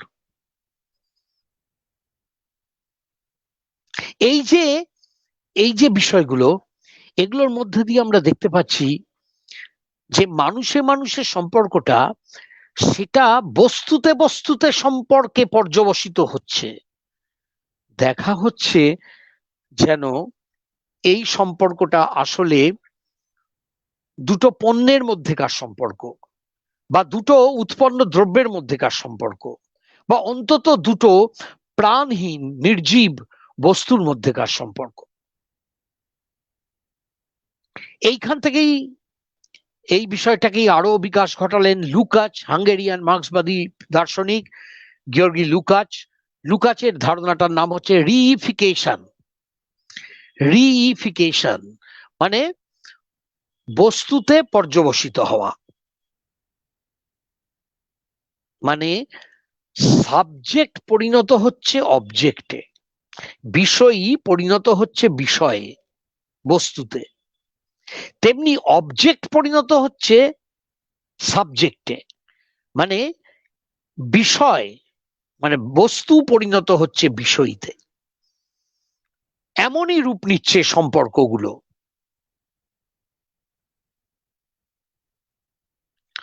বস্তুতে সম্পর্ক, সেটা তো প্রাণহীন দুটো বস্তুর মধ্যে সম্পর্ক। একটা মোটর গাড়ি আর একটা বিড়ি, বিড়ির তুলনায় মোটর গাড়ির দাম অনেক অনেক বেশি। মোটর গাড়ির একটা বিরাট গুরুত্ব আছে সমাজে, বিড়ির সেই গুরুত্ব নেই। একটা এক টুকরো গায়ে মাখা সাবানের সেই গুরুত্ব নেই। ল্যাপটপের যে সম্মান আছে, সাবানের সেই সম্মান নেই। এই সম্পর্কগুলো যেন মানুষের সম্পর্ক, আর মানুষের সম্পর্কগুলো যেন বস্তুতে। আসলে হয়ে যাচ্ছে কি, মানে অন্য মানুষকে দেখা হচ্ছে তার সৃষ্ট অবজেক্টের মাধ্যমে। এই লোকটা কে? এই লোকটা হলো একটা জুতো কারখানার শ্রমিক, জুতো তৈরি করে। এটাই এর পরিচয়, এটাই এর সামাজিক সম্মানকে নির্ধারণ করে দিচ্ছে। ওই লোকটা কে? উনি হলেন জুতো কারখানার মালিক। মানে যে অবজেক্টগুলো, যে বস্তুগুলো রয়েছে, সেই বস্তুগুলোর মাধ্যমে আমরা মানুষকে চিনছি, জানছি, সম্মান দিচ্ছি বা অসম্মান করছি। এই লোকটি কারখানায় কি কাজ করে? যখন বিয়ের সম্বন্ধ হচ্ছে, আগে জানা হচ্ছে এই লোকটি কারখানায় কি কাজ করে। এ কি ফালতু একজন মজুর, ক্যাজুয়াল লেবার, অসংগঠিত ক্ষেত্রের লেবার, অস্থায়ী মজুর, চুক্তিবদ্ধ মজুর, নাকি ওভারসিয়ার, নাকি ম্যানেজমেন্টে আছে অফিসার, নাকি এ মালিকের কোনো প্রিয়পাত্র, মালিকের বিশ্বাসযোগ্য পদ কাজ করে, নাকি এ নিজেই মালিক? মানে মানুষের সম্পর্কগুলো স্থির হয়ে যাচ্ছে অবজেক্ট গুলোর মধ্যে দিয়ে, এবং এক একটা মানুষ হয়ে যাচ্ছে আহ একটা একটা hierarchy of units of power রয়েছে। মানে এক একটা মানুষ হয়ে যাচ্ছে ক্ষমতার এক একটা একক, এবং অল্প ক্ষমতা নিচে, মাঝারি ক্ষমতা মাঝখানে, খুব বেশি ক্ষমতা যার তিনি ওপরে। এরকম একটা হায়ারার্কি, একটা উচ্চ নিচ স্তর বিন্যস্ত কাঠামো গড়ে উঠেছে পুঁজিবাদী সমাজে। ক্ষমতা, ক্ষমতার একক। যিনি মজুর, তার তো কোনো ক্ষমতাই নেই। যিনি মালিক, তিনি তো সর্বশক্তিমান, প্রবল ক্ষমতাবান। এবং রিইফিকেশনের মাধ্যমে লুকাচ আরো বলছেন, মার্কসের এলিয়েনেশনের ধারণার উপর ভিত্তি করেই রিইফিকেশনের ধারণাকে তিনি বিকশিত করে তুলেছেন। তার হিস্ট্রি অ্যান্ড ক্লাস কনসাসনেস বইতে একটা চ্যাপ্টারই আছে রিইফিকেশনের উপরে। লুকাচ বলছেন যে এই এই পুরো ব্যবস্থাটাকে দেখানো হচ্ছে একটা ন্যাচারাল, নর্মালাইজড একটা ব্যবস্থা হিসেবে। এটা যেন একটা স্বাভাবিক ব্যবস্থা। একটা পুঁজিবাদী উৎপাদন ব্যবস্থায় ধরুন একজন মজুর, সে তো শ্রম দিয়ে তৈরি করছে, সে কেন খেতে পায় না? একজন কারখানার মালিক, সে তো শ্রম দিচ্ছে না, সে পুঁজি ঢালছে, বিনিয়োগ করছে। কিন্তু এই পুঁজি এলো কোথা থেকে? আগেকার উৎপাদনের বাজারে বিক্রির মুনাফা থেকে। সেই মুনাফা এলো থেকে আগেকার শ্রমিকদের উদ্বৃত্ত শ্রম থেকে সৃষ্ট উদ্বৃত্ত মূল্যকে উদ্বৃত্ত মূল্যকে আত্মসাৎ করে। অর্থাৎ এই যেটাকে খুব ন্যাচারাল বলে দেখানো হচ্ছে, স্বাভাবিক বলে, এটা কিন্তু ওরকম স্বাভাবিক নয় আসলে। ধরুন কেউ বলল যে কেন, উনি কারখানার মালিক, তো উনি তো উনি তো বড় লোক হবেনি, উনি তো ইচ্ছে করলেই মজুরকে ছাড়িয়ে দিতে পারেন, মোটর গাড়িগুলোর মালিক তো উনি।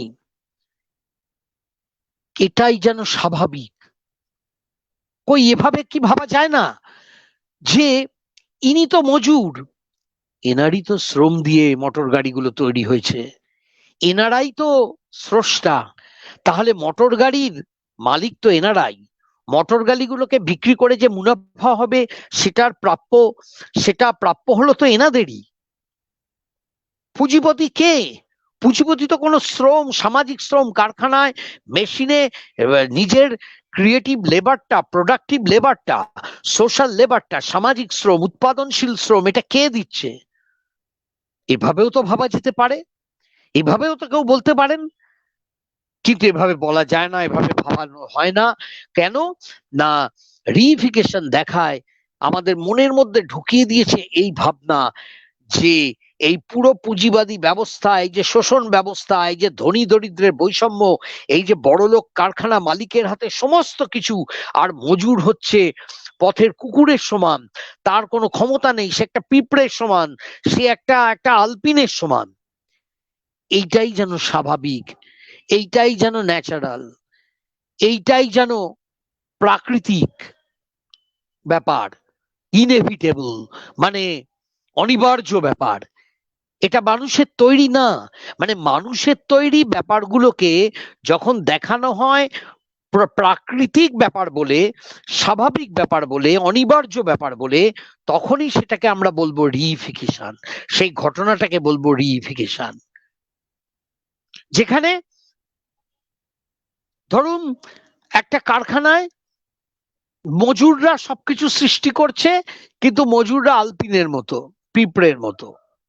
আর ওই যে বিশাল কারখানা, ওই দৈত্যাকৃতি কারখানা, তার বিশাল আকার আয়তন, সেখানে শান্তি পাহারাদার, পুলিশ, ঘাড়ে বন্দুক নিয়ে সিকিউরিটি গার্ড, এই বিশাল কোটি কোটি টাকার এই কারখানা, এই কারখানাটাই যেন একটা বিষয় হয়ে গেছে, সাবজেক্ট হয়ে গেছে। সেই সিদ্ধান্ত নিচ্ছে কোন মজুর কত টাকা মাইনে পাবে, কোন মজুরের প্রমোশন হবে, কোন মজুরের পদোন্নতি হবে, কতজন মজুর কাজ করবে, কত ঘন্টা কাজ করবে, কোথায় কে কাজ করবে। মানে কারখানাটাই নিয়ন্ত্রণ করছে জীবন্ত মানুষের জীবনকে, জীবন্ত মানুষের শ্রমকে। কারখানা একটা প্রাণহীন পদার্থ, একটা প্রাণহীন স্ট্রাকচার, একটা নির্জীব স্ট্রাকচার, কিন্তু সেই কারখানাটা হয়ে উঠেছে যেন একটা সজীব দৈত্য। সেই হচ্ছে সাবজেক্ট, বিষয়ী। আর আসল যে বিষয় মজুর, সে পরিণত হয়েছে অবজেক্টে বা বিষয়ে। এটাই হলো রিইফিকেশন। এছাড়াও মার্কস আরো বলছেন, লুকাসও বলছেন যে মার্কেট, বাজার শ্রমিককে আরো আরো বিচ্ছিন্ন করে দেয়। যখন জিনিসটা উৎপন্ন হয়ে বাজারে চলে গেল, শ্রমিক জানলো না কোন বাজারে গেল, কত দামে বিক্রি হবে, কত টাকা মুনাফা আসবে, কোথায় চলে গেল তার হাতের সৃষ্টি করা, তার শ্রমে সঞ্জাত বস্তুটি, তা পণ্য হয়ে গেছে। মানে বাজার একটা বিশাল বাজার, বিশাল তার তন্ত্র ব্যবস্থা, সেইখানে সেটা মজুরের, শ্রমিকের মাথার ওপরে প্রাধান্য বিস্তার করে আছে, প্রভুত্ব বিস্তার করে আছে, কর্তৃত্ব বিস্তার করে আছে। এবং মজুর বিচ্ছিন্ন হয়ে গেল যখন তারই সৃষ্ট উৎপন্ন দ্রব্যটি পণ্যে পরিণত হলো এবং বাজারে চলে গেল বিক্রির জন্য। এবং বাজারে সেখানে অর্থের বিনিময়ে বিক্রি হলো, মানি, অর্থ, টাকা। এই অর্থ আরো বেশি করে শ্রমিককে বিচ্ছিন্ন করে দিচ্ছে, কারণ অর্থের উপরে তার কোনো নিয়ন্ত্রণ নেই। অর্থ একটা যেন ভয়ঙ্কর শক্তিশালী সত্তা, এর ক্ষমতা সীমাহীন। অর্থের পেছনে ছুটছে মানুষ। ওই যে একটা গান আছে, একটা সিনেমা ছিল, সবসে বড়া রুপাইয়া। টাকাটাই জীবনের সবকিছু, অর্থ, অর্থ, অর্থ। মানুষের কাছে মানুষের মূল্য কিছু, মানুষের কাছে মানুষের সুখ দুঃখ, জীবন যন্ত্রণা, আশা আকাঙ্ক্ষা, ভালোবাসার কোনো মূল্য নেই।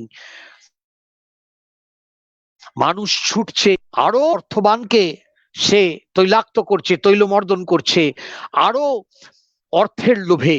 অর্থের লোভে সে নিজের নৈতিকতাকে বিসর্জন দিচ্ছে। আপনারা যদি দেখে থাকেন সীমাবদ্ধ সিনেমা, সত্যজিৎ রায়ের, মৃণাল সেনের, নাটকের অসংখ্য সিনেমায় আমরা দেখতে পাই, বুদ্ধদেব দাশগুপ্তের অসংখ্য সিনেমায় আমরা দেখতে পাই, গৌতম ঘোষের সিনেমায় আমরা দেখতে পাই যে কিভাবে এই টাকা নিয়ন্ত্রণ করছে। টাকা যেন নিজেই একটা শক্তি, একটা ক্ষমতার অধিকারী, অথবা সে নিজেই একটা ক্ষমতা। সেই অর্থ শ্রমিককে বানিয়েছে পঙ্গু, শ্রমিককে বানিয়েছে প্রতিবন্ধী করে, শ্রমিককে সে অসম্পূর্ণ মানুষ করে দিয়েছে, অনগ্রসর করে দিয়েছে, পরাধীন করে দিয়েছে, পদানত করে দিয়েছে। এবং এর সাথে সবশেষে বলবো যে রিইফিকেশন আরো দেখায় যে ক্যাপিটাল বা পুঁজি, পুঁজি কি? মানুষের শ্রমে, মজুরের শ্রম যখন পুঞ্জীভূত হচ্ছে, হ্যাঁ, ডাইনামিক, গতিশীল ভাবে পুঞ্জীভূত হচ্ছে, সেটাই হলো পুঁজি বা মূলধন বা ক্যাপিটাল। এই মূলধন সৃষ্টি হচ্ছে শ্রমিকের শ্রমে। বুর্জোয়া যখন মুনাফা লাভ করে, বুর্জোয়া সেই মুনাফা আবার বিনিয়োগ করে, আরো পুঁজি, আরো পুঁজির অ্যাকুমুলেশন হয়, সঞ্চয় হয়, পুঞ্জি ভবন হয়। কখনো প্রিমিটিভ অ্যাকুমুলেশন হয়, আদিম পুঞ্জি ভবন প্রক্রিয়ায় লুটপাট করে জবরদস্তি সম্পদ কেড়ে নিয়ে, কৃষককে জমি থেকে উৎখাত করে প্রিমিটিভ অ্যাকুমুলেশন হয়। আবার অ্যাকুমুলেশন চলতে থাকে অন্য রূপে, যত মুনাফা তত অ্যাকুমুলেশন, তত পুঁজির আরো পুঞ্জি ভবন। এই যে পুঁজি, এ হলো মহাশক্তিধর। মার্কসের ক্যাপিটাল গ্রন্থে এই আলোচনা বিস্তারিত আছে, আবার গ্রুন্ড্রিসেতে আছে। মার্কস দেখাচ্ছেন যে কিভাবে পুঁজি মানুষের জীবন, মানে শ্রমজীবী মানুষ, শ্রমিক, তার শ্রমকে, তার চিন্তনকে, মূল্যবোধকে, তার ভাবনা, তার মতাদর্শ, তার জীবনযাত্রা, তার প্রেম, ভালোবাসা, নিরাপত্তা বোধ, তার জীবন সংগ্রাম, তার সাফল্য, ব্যর্থতা, সমস্ত কিছুকে নিয়ন্ত্রণ করছে এই পুঁজি, ক্যাপিটাল। ক্যাপিটাল স্থির করে দিচ্ছে গ্রাম থেকে, চাষের জমি থেকে উৎখাত হয়ে মজুর চলে যাবে কোন শহরে, কারখানায়। কোন পরিবারের থেকে জমি কেড়ে নেওয়া হবে, তৈরি হবে কারখানা। 3 ফসলি জমি কেড়ে নেওয়া হবে, নিয়ে সেখানে তৈরি হবে মোটর গাড়ির কারখানা। ক্যাপিটাল স্থির করে দিচ্ছে সেজ তৈরি হবে কোথায়, স্পেশাল ইকোনমিক জোন। সেখানে রাষ্ট্রের আইন নয়, সেখানে পুঁজিপতিদের নিজেদের আইন চলবে। ক্যাপিটাল, পুঁজি, মূলধন মহাশক্তিধর। এই ক্যাপিটাল শ্রমজীবী মানুষকে বিচ্ছিন্ন করে দিচ্ছে, এলিয়েনেট করে দিচ্ছে, এবং প্রভুর আসনে বসে রয়েছে। সে এক মহা সাবজেক্ট, গ্রেট সাবজেক্ট, এক মহা বিষয়ী। সে নিয়ন্ত্রণ করছে শিক্ষা, সিলেবাস, সিনেমা, থিয়েটার, সংস্কৃতি, বিজ্ঞান, বিজ্ঞানের নীতি, গবেষণা কোন পথে হবে, কিভাবে রাজনীতি চলবে, রাজনৈতিক দল কিভাবে, রাষ্ট্রনীতি কি হবে, বাজেট কি হবে, বিদেশ নীতি কি হবে, কূটনীতি কি হবে। এই ক্যাপিটাল স্থির করে দিচ্ছে যে কোথায় কোন প্রশ্নটি অগ্রাধিকার পাবে। লিবার্টি, ইকুয়ালিটি, ফ্র্যাটার্নিটি, সাম্য, মৈত্রী, ভ্রাতৃত্বের স্লোগান তুলে, সাম্যের স্লোগান তুলে এই পুঁজি, আজকের যুগে গ্লোবাল ক্যাপিটাল, বিশ্বায়িত পুঁজি নিয়ন্ত্রণ করছে জীবনের সমস্ত ক্ষেত্রকে। সেখানে পরিবার, সেখানে করোনা, কোভিড, হাসপাতাল, পরিষেবা, বিশাল বিশাল কর্পোরেট সেক্টরের হাসপাতাল রয়েছে, তারা স্থির করে দিচ্ছে কিভাবে চিকিৎসা হবে।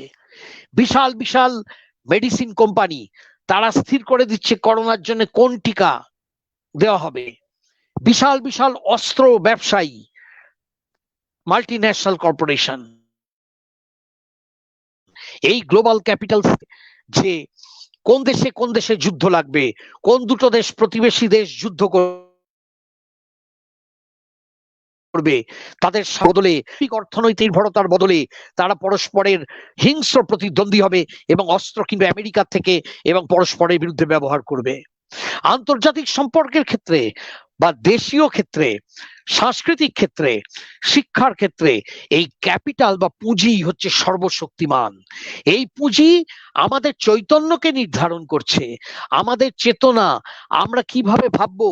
শ্রমিক নিজেকে কতটা স্বাধীন ভাববে। শ্রমিক ভাবছে আমি তো একজন পুতুল মাত্র, আমি তো একটা আলপিন মাত্র, আমার তো কোনো ক্ষমতা নেই। আমি, হুজুর মা বাপ, আপনারাই আমাদের জীবনকে বাঁচিয়ে রেখেছেন। সেই শ্রমিকের চৈতন্যকে নিয়ন্ত্রণ করছে গ্লোবাল ক্যাপিটাল বা পুঁজি। এই যে পুঁজির বিশাল ক্ষমতা, বিশাল শক্তি, এইটা রিফিকেশনের মধ্যে দিয়ে, আবার এলিয়েনেশনের মধ্যে দিয়ে, এস্ট্রেঞ্জমেন্টের মধ্যে দিয়ে, মানে কমোডিটি ফেটিসিজমের মধ্যে দিয়ে মার্কস এবং লুকাচ বারে বারে দেখিয়েছেন তাদের বিভিন্ন রচনায় যে পুঁজি সমস্ত মানুষকে অমানুষে পরিণত করছে। কারণ পুঁজি নিজে পরিণত হয়েছে অতি মানুষে। হচ্ছে, পুঁজি হচ্ছে সুপারম্যান, আর আসল মানুষগুলো হয়ে গেছে কীট পতঙ্গ।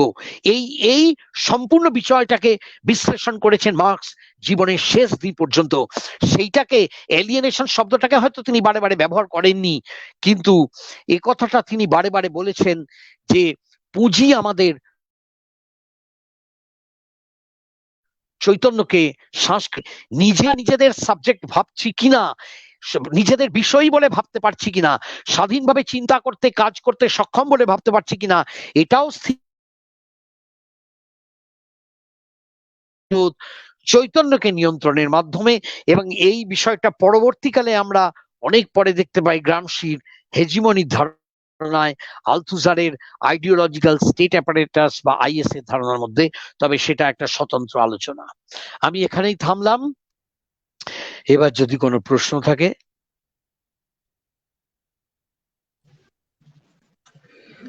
ধন্যবাদ স্যারকে। রাষ্ট্রবিজ্ঞান পাঠচক্রের সকল শ্রোতা ও দর্শকবৃন্দকে রাষ্ট্রবিজ্ঞান পাঠচক্রের পক্ষ থেকে ধন্যবাদ জানাই দীর্ঘক্ষণ আমাদের এই ওয়েব লেকচার ধৈর্য ধরে শোনার জন্য। এই পর্বে আমি অডিয়েন্সদের মধ্যে থেকে, বিশেষ করে যে সমস্ত রাষ্ট্রবিজ্ঞান পাঠচক্রের শ্রোতা এবং দর্শক যারা আছেন, যদি স্যারের কাছে যদি আজকের যে মার্কসের বিচ্ছিন্নতাবাদী তত্ত্ব সম্পর্কে কোনো প্রশ্ন থাকে, তাহলে আপনারা সরাসরি কমেন্ট করে জানাতে পারেন, স্যার সেই প্রশ্নের উত্তর দেবেন। আচ্ছা, প্রশ্ন প্রথমে আমি থাকলে পাচ্ছি স্বপন দত্ত লিখেছেন, but capitalism still exists and Marxism has lost its ground. ঠিক কথা স্বপন দত্ত, Yes, sir. আপনি যে কথা বলেছেন, এখন পুঁজিবাদ আজও বেঁচে আছে, ভালোভাবেই বেঁচে আছে, আর মার্ক্সবাদ তার পায়ের তলার মাটি হারিয়েছে। আমি শুধু এইটুকু বলবো যে এতে অনেকে উল্লসিত হবেন, আবার অনেকে যন্ত্রণা বোধ করবেন। আমি এই দ্বিতীয় দলে আছি। মার্ক্সবাদের অনেক ত্রুটি বিচ্যুতি সত্ত্বেও, মার্ক্সবাদী পার্টিগুলোর অনেক রকমের সুবিধাবাদী নীতি, দুর্নীতি, তোষণ, এসব সত্ত্বেও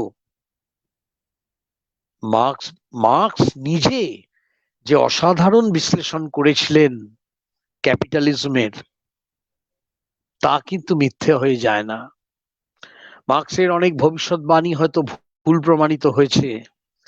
সোভিয়েত ইউনিয়নে সমাজতন্ত্রের পতন ঘটেছে, পূর্ব ইউরোপের দেশগুলোতে পতন ঘটেছে, চীনের সমাজতান্ত্রিক বাজার অর্থনীতি মাথাচাড়া দিয়ে উঠেছে, পুঁজিবাদ মাথাচাড়া দিয়ে উঠেছে, বিদেশি পুঁজির বিনিয়োগ ঘটছে, ধনী দরিদ্রের বৈষম্য দেখা দিয়েছে, সবই সত্যি। কিন্তু তবুও যতদিন পুঁজিবাদ থাকবে, ততদিন পুঁজিবাদের এই অসাধারণ বিশ্লেষণ যা মার্ক্স করে গেছিলেন, তার মূল্য কমবে না। মার্ক্স এই জন্যই, মার্ক্স দেবতা নন, কিন্তু মার্ক্সকে আমি মনে রাখবো এই জন্যেই যে পুঁজিবাদের প্রতিটি পরতে পরতে যে অর্থনীতি, শোষণ এবং ক্ষমতার খেলা, এমনকি সাংস্কৃতিক সামাজিক যে শোষণের খেলা, সেটাকে নিপুণভাবে বিশ্লেষণ করে তুলে ধরেছিলেন তিনি। সেটারই একটা প্রকাশ তার এই বিচ্ছিন্নতার ধারণা, বিচ্ছিন্নতা বা এলিয়েনেশন। আর একটা কথা আমি বলবো, মাও জেদং এক সময় বলেছিলেন, সামন্ততন্ত্র থেকে পুঁজিবাদে উত্তরণ ঘটতে কয়েকশো বছর লেগেছিল। একদিনে তো পুঁজিবাদ সামন্ততন্ত্রকে পরাজিত করে আসেনি। পৃথিবী জুড়ে, ধরুন ফরাসি বিপ্লব হয়েছে 1789 সালে, তারপরে আরো কত বিপ্লব হলো, আরো কত পরিবর্তন হলো, প্রযুক্তিগত রূপান্তর হলো। তার আগে 18 শতাব্দীতে শিল্প বিপ্লব ঘটে গেছে। তারও আগে 14 শতকে রেনের মধ্যে দিয়ে মার্কেন্টাইল ক্যাপিটালিজম মানে বাণিজ্যিক পুঁজির উদ্ভব ঘটেছে। 18 শতকে এনলাইটেনমেন্ট, ইন্ডাস্ট্রিয়াল রেভলিউশন, শিল্প বিপ্লবের মধ্যে দিয়ে ইন্ডাস্ট্রিয়াল ক্যাপিটালিজম বা শিল্পায়িত পুঁজিবাদের বিকাশ ঘটেছে। সময় লেগেছে অনেকটাই। তাহলে শ্রেণী বিভক্ত সমাজ টিকে ছিল হাজার হাজার বছর ধরে। সেই দাস প্রথা থেকে যদি আপনি চিন্তা করেন, দাস প্রথা, সামন্ততন্ত্র, ধনতন্ত্র, তাহলে মাও সেতুং বলেছিলেন যে রাতারাতি সমাজতন্ত্র বিজয়ী হবে না। সমাজতন্ত্র বিজয়ী হবে, তারপর আবার তার পতন ঘটতে পারে। পুঁজিবাদ আবার শক্তি সংহত করে বিজয়ী হতে পারে, সমাজতন্ত্র পিছু হটে যেতে পারে, আবার বিপ্লব হবে, আবার পুঁজিবাদ পরাজিত হবে, সমাজতন্ত্র জয়ী হবে। শ্রেণী সংগ্রাম চলতে থাকবে দীর্ঘকাল, কয়েকশো বছর ধরে। হয়তো পুঁজিবাদ আবার বিজয়ী হবে, আবার সমাজতন্ত্র পরাজিত হবে। এই দীর্ঘকাল লড়াই চলতে চলতে, এটা তো সহজ ব্যাপার নয়। একটা সময় হয়তো অসংখ্য মানুষ সমাজতন্ত্রের পক্ষেই এগিয়েবেন এবং তখন হয়তো সম্ভব হবে সমাজতন্ত্রকে কিছুটা স্থায়িত্ব দেওয়া। তবে সবই আলাপ আলোচনার ব্যাপার। আমাদের জীবদ্দশায় দেখে যেতে পারবো কিনা তা তো মনে হয় না। শুধু এটা বলতে পারি, মার্কসকে একবার জিজ্ঞেস করেছিলেন একজন সাংবাদিক, হোয়াট ইজ,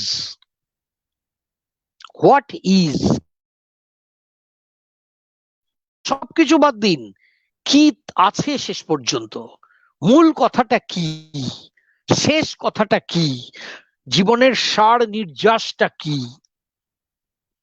আপনি যে এত কিছু লিখলেন, এত কিছু কাজ করলেন, এত পুলিশের ভয়ে পালিয়ে পালিয়ে বেড়ালেন, জার্মানি থেকে ফ্রান্স, ফ্রান্স থেকে ইংল্যান্ড, দৌড়ে দৌড়ে পালালেন, আপনাকে গ্রেপ্তার করার জন্য পুঁজিবাদী দেশের পুলিশ হন্যে হয়ে ঘুরলো, আপনার সন্তান দারিদ্রে মারা গেল বিনা চিকিৎসায়, আপনি এত বই লিখলেন, এত শ্রমিক আন্দোলনের সঙ্গে যুক্ত রইলেন, শেষকালে কি, এর সার সত্যটা কি, হোয়াট ইজ?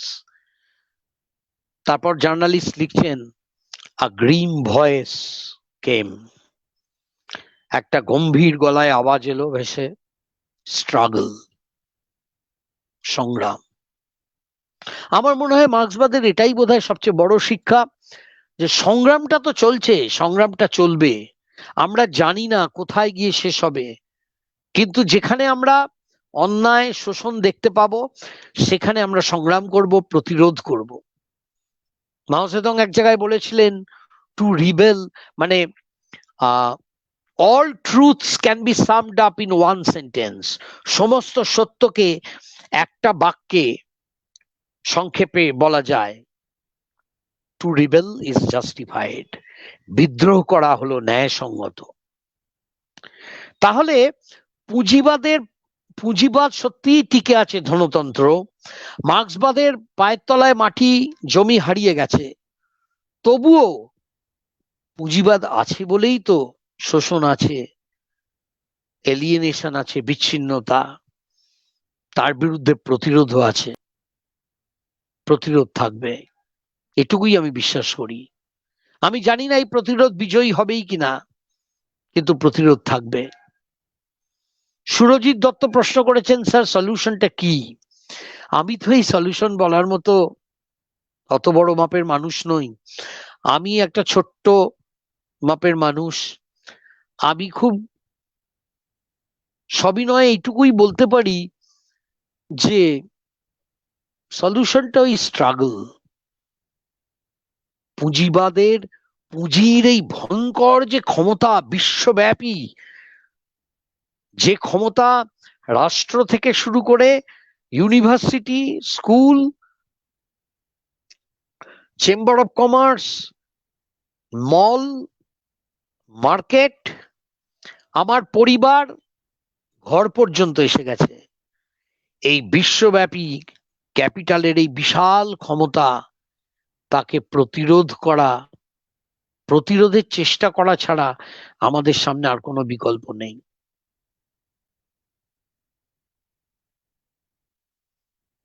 আলিউল হক লিখেছেন, স্যার, আজকের অর্থাৎ পুঁজিবাদী ব্যবস্থায় যে কবিতা, উপন্যাস, চিত্রকলা, সিনেমা সৃষ্টি হচ্ছে, সেগুলির স্রষ্টারা কি কোনো সৃষ্টির আনন্দের স্বাদ পাচ্ছেন না? এগুলিকে উপরিকাঠামোর অংশ হিসাবে ধরে নিয়েও প্রশ্নটা রাখলাম। খুব সুন্দর প্রশ্ন করেছেন আপনি। আমিও এটা নিয়ে ভাবছিলাম যখন এলিয়েনেশন নিয়ে পড়াশোনা করছিলাম। আমার কি মনে হয় জানেন, ব্যাপক অর্থে তারা প্রকৃত সৃষ্টির আনন্দের স্বাদ পাচ্ছেন না। ব্যাপক অর্থে, সাধারণভাবে পাচ্ছেন না। কারণ সবকিছু পণ্যায়িত হয়ে গেছে এই বাজার অর্থনীতিতে। পুঁজিবাদ হুকুম করছে এইভাবে কবিতা লেখো, এই উপন্যাসটা এই দামে বিক্রি হবে, এই চিত্রকলা এইভাবে বিক্রি হবে, এই সিনেমাটাকে সেন্সরশিপ দিও না, এই পুরস্কারটা দাও, কঙ্গনা রানাওয়াতকে পদ্মশ্রী দাও। মানে এই ঋত্বিক ঘটক কখনো এই মর্যাদা, সম্মান, নিরাপত্তা পাবেন না, পাননি। ফলে এই যে পুঁজিবাদী ব্যবস্থা, এর উপরে ফ্র্যাঙ্কফুর্ট স্কুলের খুব চমৎকার বিশ্লেষণ আছে যে পুঁজিবাদী ব্যবস্থায় কালচার ইন্ডাস্ট্রি গড়ে উঠেছে, সাংস্কৃতিক শিল্প উৎপাদন। এই সাংস্কৃতিক শিল্প উৎপাদনে মধ্যে দিয়ে মাস সোসাইটি, গণসমাজ গড়ে উঠেছে, যেখানে হাজারে হাজারে কবিতা ছাপা হচ্ছে, উপন্যাস ছাপা হচ্ছে, হ্যাঁ, লিওনার্দো দা ভিঞ্চির আঁকা মোনালিসার প্রিন্ট বেরোচ্ছে অজস্র। মানে আমাদের রুচিকে নিয়ন্ত্রণ করছে পুঁজিবাদ। আপনি দেখবেন আপনার হয়তো একটা বিশেষ ধরনের সিনেমা ভালো লাগছে, আপনি ভাবছেন এটা তো আমার ভালো লাগছে, আমি সাবজেক্ট, বিষয়ী। ওই যে আগের দিন আলোচনায় বিশিষ্ট অধ্যাপক রাজর্ষি দাশগুপ্ত বলছিলেন না আলথুজারের কথা, যে সাবজেক্ট বা বিষয়ী নির্মাণ হয় ইন্টারপেলেশনের মধ্যে দিয়ে, মানে মতাদর্শের দ্বারা অবিরাম নির্মিত হতে থাকে। ফ্র্যাঙ্কফুর্ট স্কুলও বারবার বলছে যে আমাদের যে রুচি, এটাকে নিয়ন্ত্রণ করছে পুঁজিবাদ, গ্লোবাল ক্যাপিটাল। ধরুন একটা গান যদি আপনার সামনে বারবার শোনানো হয়, যদি সংবাদপত্রে সেটার একটা সিনেমার ভীষণ প্রশংসা বার হয়, যদি বিজ্ঞাপনে ছেয়ে দেওয়া হয় শহরটা, যদি শিল্পীকে অনেকগুলো পুরস্কারের ব্যবস্থা করা হয়, তাহলে ব্যাপক অর্থে আমি বলতে চাইছি যে পুঁজিবাদ, গ্লোবাল ক্যাপিটাল, সে নিয়ন্ত্রণ করে আমাদের রুচিকে, আমাদের ভালো লাগাকে, আমাদের মন্দ লাগাকে। রোলা বার্থের লেখাতেও এর চমৎকার বিশ্লেষণ আছে যে আমাদের কোন খাবারটা ভালো লাগছে, আমরা পছন্দ করছি কোন খাবারটা, টিভিতে বিজ্ঞাপন দেখছি কোন খাবারটার, কোন গাড়িটার, কোন ল্যাপটপের। আমরা সবাই জানি কোন সিনেমাটা খুব ভালো। মানে আমরা নিজেরা আর বুঝতে পারি না, আমাদের এমন ভাবে বোঝানো হয়, ব্রেন ওয়াশ করা হয়, আমাদের চৈতন্যকে এমন ভাবে নিয়ন্ত্রণ করা হয়, আমাদের জিভের স্বাদ, আমাদের নাকের স্মেল, গন্ধ, আমাদের চোখের দৃষ্টি, আমাদের কানের শ্রবণ ক্ষমতা, আমাদের ত্বকের স্পর্শ ক্ষমতা, এই সমস্ত পঞ্চেন্দ্রিয়কে এমন ভাবে নিয়ন্ত্রণ করে পুঁজিবাদ যে আমরা মনে করি এটা খুব ভালো লাগছে আমার, ওটা কিন্তু একদম ভালো হয়নি, এই সিনেমাটা খুব ভালো হয়েছে, এই উপন্যাসটা খুব ভালো হয়েছে, এই গানটা শুনলেই মনে হয় নেচে উঠি। এর যে বিকল্প গান আছে, বিকল্প নাচ আছে, হ্যাঁ, অনেক বাউল গান আছে, অনেক ভাওয়াইয়া গান আছে, অনেক চাষিদের গান আছে, লোকগীতি আছে, শ্রমিকদের মজুরদের অনেক গান আছে, আঁকা আছে, পটচিত্র আছে, অনেক লোকশিল্প, লোকগাথা আছে। আমরা চাউমিন খেতে চাইছি, গ্রামের অনেক মানুষ এমন সুস্বাদু ভাবে কুচো মাছ রান্না করেন নদী থেকে পুকুর থেকে ধরে এনে, যা হয়তো চাউমিনের চেয়ে খেতে অনেক ভালো, কিন্তু মার্কেটিং ক্যাপাসিটি, বাজারে সেটাকে বিকোনোর ক্ষমতা তার নেই। আমরা কেএফসির চিকেন খেতে ভালোবাসি, আমরা কতকগুলো মাল্টিন্যাশনাল বিশাল বিশাল কোটি কোটি টাকার মালিক যে কর্পোরেট হাউস গুলো, তাদের বিজ্ঞাপনের দ্বারা চালিত, এটা অর্থে সত্যি। তা সত্ত্বেও আমি এটুকু বলবো, এত বড় ব্যবস্থার মধ্যেও তো ফাঁক থাকে, ওই কোনো কোনো ফাঁক দিয়ে বেরিয়ে আসেন ঋত্বিক ঘটক, মানিক বন্দ্যোপাধ্যায়, শরৎচন্দ্র চট্টোপাধ্যায়, নবারুণ ভট্টাচার্য, মহাশ্বেতা দেবী, কবির সুমন, নচিকেতা। এই বিশাল পুঁজিবাদী ব্যবস্থার বিজ্ঞাপন তন্ত্রের ফাটল দিয়ে দিয়ে বেরিয়ে আসেন কিছু শিল্পী, তাদের কিছু সিনেমা, গৌতম ঘোষের পদ্মা নদীর মাঝি, ঋত্বিক ঘটকের অজস্র সিনেমা, শঙ্খ ঘোষের কবিতা বেরিয়ে আসে, বেরিয়ে আসে অনেক তথাকথিত নমশূদ্র, নিচু জাত, অবহেলিত উপেক্ষিত জাতের শিল্পীদের কথা, মনোরঞ্জন ব্যাপারীর উপন্যাস, কখনো বেরিয়ে আসে এই শঙ্কর গুহনগীর গ্রন্থ সংঘর্ষ ও নির্মাণ, কখনো বেরিয়ে আসে কবি বীরেন চট্টোপাধ্যায়ের কবিতা, নবারুণ ভট্টাচার্যের কবিতা, মৃণাল সেনের সিনেমা। মানে সত্যজিৎ রায়ের হীরক রাজার দেশে বেরিয়ে আসে, মৃণাল সেনের সিনেমা বেরিয়ে আসে।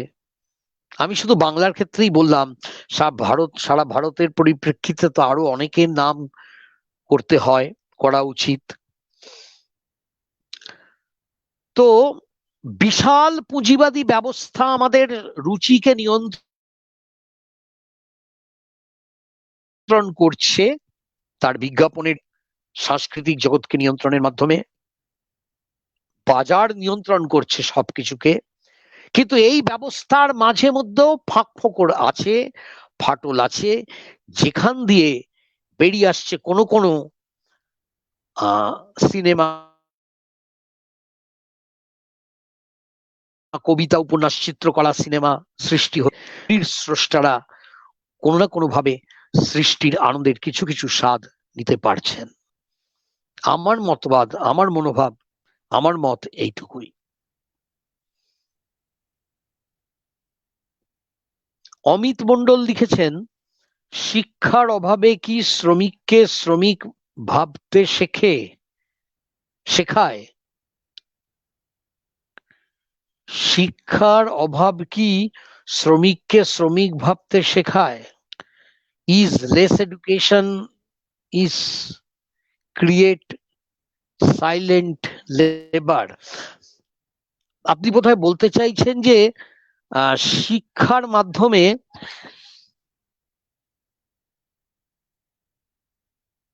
আরো বেশি শিক্ষা এলে শ্রমিকরা আরো সচেতন হয়ে উঠবেন এবং হয়তো এলিয়েনেশন সম্পর্কে, এই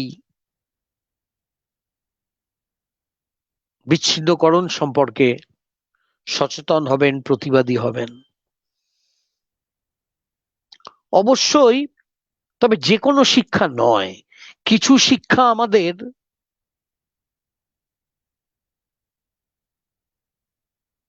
হ্যাঁ, আপনি লিখেছেন শিক্ষার অভাব কি শ্রমিককে নীরব থাকতে ফোর্স করা হয় শিক্ষার অভাবের দ্বারা আর কি। হ্যাঁ, নিরক্ষর থাকলে শ্রমিককে তো অসহায় করে রাখা হয়। তবে মনে রাখতে হবে যে শিক্ষা ব্যবস্থার মধ্যে দিয়েও কিন্তু, যেমন গ্রামসি দেখিয়েছেন, শিক্ষা ব্যবস্থার মধ্যে দিয়েও কিন্তু পুঁজিবাদের সপক্ষে শ্রমিকের চৈতন্যকে, মানসিকতাকে নিয়ন্ত্রণ করা হয়, ব্রেন ওয়াশ করা হয়। সত্যজিৎ রায়ের হীরক রাজার দেশে যেমন বলছেন না, মস্তিষ্ক প্রক্ষালন যন্ত্র। মানে শিক্ষাটাকে হতে হবে পুঁজিবাদ বিরোধী, পুঁজিবাদের স্বরূপ উন্মোচনকারী, বিচ্ছিন্নকরণের বিরোধী, অ্যালিয়েনেশনের বিরোধী। যদি শিক্ষা ব্যবস্থাটা পুঁজিবাদের সপক্ষেই মানসিকতা গড়ে তোলে, তাহলে কি হবে? তাহলে হাজার হাজার শিক্ষিত মানুষ সৃষ্টি হবে। সেই সব মানুষরা পুঁজিবাদের বিপক্ষে যাবে না, বরং তারা পুঁজিবাদের হয়ে কথা বলবে। শিক্ষাকে হতে হবে পুঁজিবাদের স্বরূপ উন্মোচনকারী। এই বিশাল পুঁজির কি বিপুল ক্ষমতা, তার স্বরূপকে উন্মোচন করবে যে শিক্ষা। সমস্ত রকমের নিপীড়ন, অপারেশন, দমন পীড়ন, শোষণের সরূপণ করবে যে শিক্ষা, সেই শিক্ষাই হচ্ছে প্রকৃত শিক্ষা। সেই শিক্ষাই শ্রমিককে নীরব থাকতে দেবে না, তাকে সচেতন করবে এবং প্রতিবাদী করে তুলবে।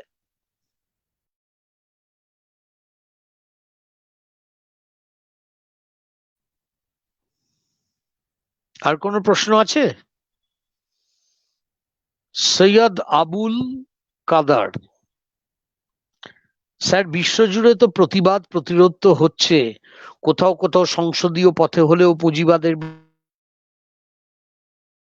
বামপন্থী। ঠিকই তো বামপন্থীদের মধ্যে অনেক ত্রুটি বিচ্যুতি যদি থাকেও তার সমালোচনা করব, কিন্তু এটা অবশ্যই খুব আশার ব্যাপার যে কোথাও কোথাও সংসদীয় পথে হলেও পুঁজিবাদের বিরুদ্ধে লড়াইয়ে বামপন্থীরা জয়ী হচ্ছে। এটা একটা অত্যন্ত ইতিবাচক দিক। সারা বিশ্ব জুড়ে তো প্রতিবাদ প্রতিরোধ হচ্ছে, এটাও একটা অত্যন্ত আশাব্যঞ্জক দিক। হয়তো ল্যাটিন আমেরিকার দিকে তাকালে আমরা দেখতে পাবো কত প্রতিবাদী আন্দোলন গড়ে উঠছে সেখানে বিশ্বায়িত পুঁজিবাদের বিরুদ্ধে। আমাদের আরো এই প্রতিবাদগুলোর পাশে দাঁড়াতে হবে এবং এলিয়েনেশনকে, আজকের দিনে এলিয়েনেশন নিয়েই যেহেতু বক্তব্য, সেই জন্য আমি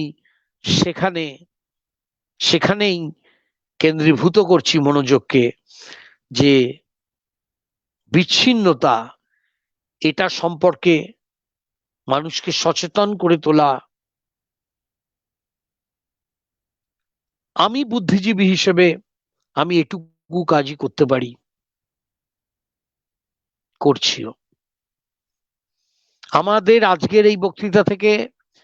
এই বক্তৃতা থেকে যদি কয়েকজন মাত্র অন্তত ভাবতে শুরু করেন বিচ্ছিন্নকরণ সম্পর্কে, পুঁজিবাদে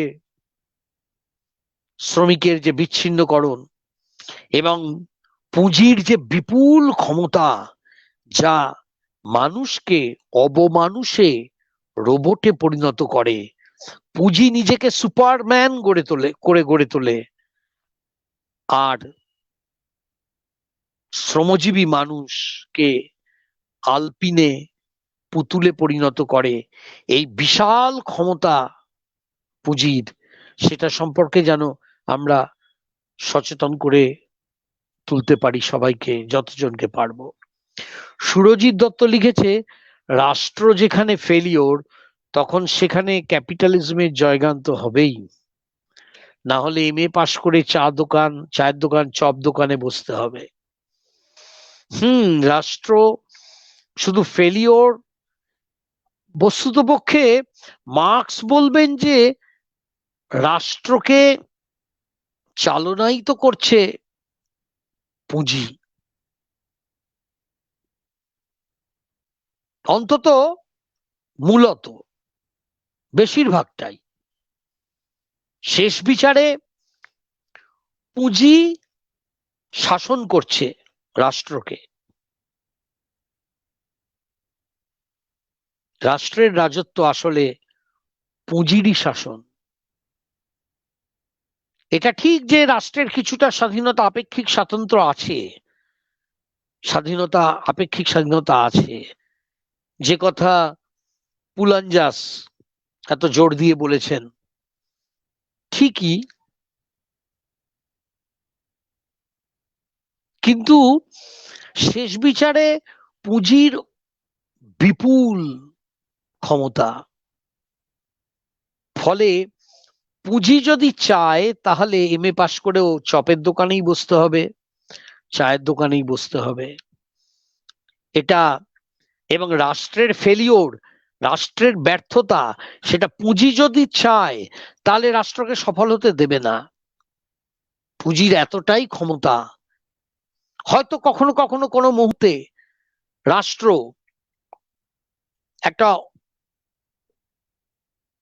আপেক্ষিক স্বাতন্ত্র্য ভোগ করতে পারে। মার্কস নিজেও যে কথা বলে গিয়েছিলেন তার 18th ব্রুমেয়ারে নেপোলিয়নের সময়কার রাষ্ট্রের উদাহরণ দিয়ে। কিন্তু সব মিলিয়ে পুঁজির, আজকের যুগে বিশ্বায়িত পুঁজির যে বিপুল ক্ষমতা, সেটা রাষ্ট্রের আর্থিক সামর্থ্যের চেয়ে বেশি, রাজনৈতিক ক্ষমতার চেয়ে বেশি, সাংস্কৃতিক কার্যকলাপের নিয়ন্ত্রক। চূড়ান্ত ক্ষমতা আজ বিশ্বায়িত পুঁজির হাতে। আমি জানি না যে এই পুঁজিবাদের ধ্বংস কিভাবে হবে, তবে ওই স্বপ্ন দেখতে দোষ কি?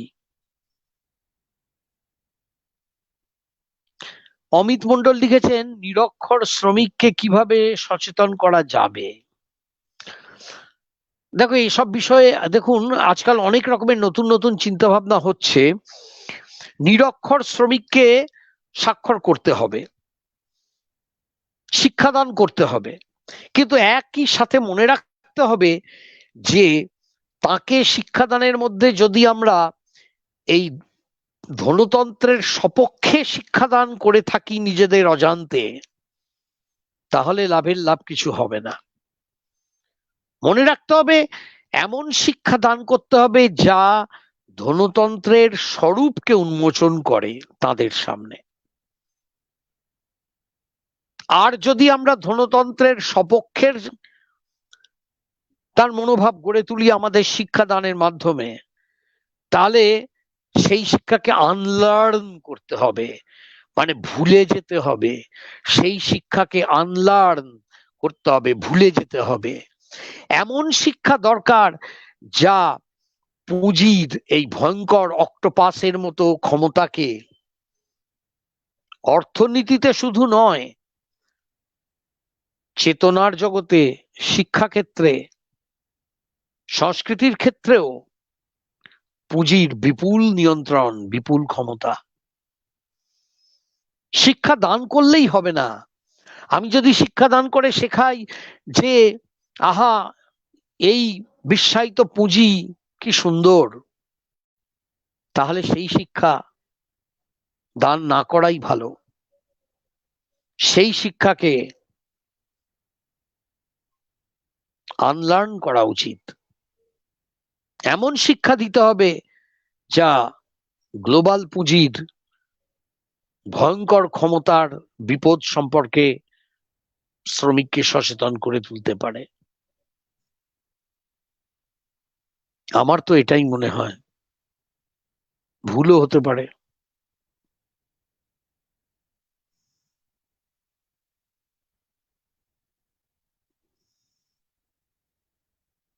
আর কোনো প্রশ্ন আছে?